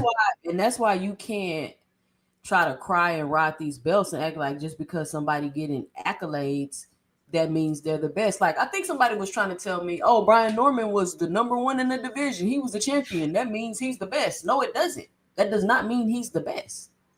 It doesn't mean that, clearly. So I don't know what's this push to just focus on accolades. Accolades don't get you fans. Accolades don't put butts in seats. Like, honestly, nobody cares about the accolades. They really don't. And anytime people talk about great fighters or fighters from the past, do they bring up their accolades? No. They never talk about their accolades. Y'all can't even tell me what accolades these fighters have. I'm asking all these hardcore fans what belts these fighters have and what, like, who was the WBC champion in 2015 in the 147-pound division? Nobody has the answer because y'all really don't care about these accolades. Keith Thurman was Keith Thurman. That's what I'm saying. But the hardcore fans can't answer that. They don't even know. They don't have. Yeah, because these dudes ain't real, man. These niggas are bots. But I'm telling you, man, they bots. Like, that's how I disrespect them. They know they bots. 2 Cent. Ray, you know Claymore Rain is a bot. Claymore Rain been a bot. And like, that's not an honest conversation. You can't have honest conversations with bots. You just can't. I mean, you know what I mean? That's why I've waged war on the hardcore fans, because they just a bunch of hypocrites. And the stuff they say, it just don't make common sense. It really doesn't. It really doesn't. So, no. Hey, well, y'all about that a little bit. I'm over my time. All right. All right. All right, y'all. All right, brother. Peace and blessings. Love. Peace much and love. blessings to you. Thank you. All right. I'll remove you. So, yeah, man, look, Claymore Rain definitely a bot, man. That nigga's the biggest bot I've ever seen in my life, man. Claymore Rain I think the nigga got new teeth. I think he made enough money botting to buy new teeth. But let me get up out of here, man. Much love to everybody in the chat. Thank y'all so much for supporting in the super chat today. It really means a lot, especially you, Bill Haney. I appreciate you coming over here. Tevin, thank you very much for supporting the channel. Appreciate the money, bro. You said David is Davis. David, it is David. Saw the PBC boat sinking. That's why he's out here in rehab. He's out there in rehab. He got offered a lot of money for a championship belt, bro, and he did a smart thing. Congratulations to him. You know what I mean? Anyway, that's it for me. Holla, and I hope y'all enjoyed the show. Deuces.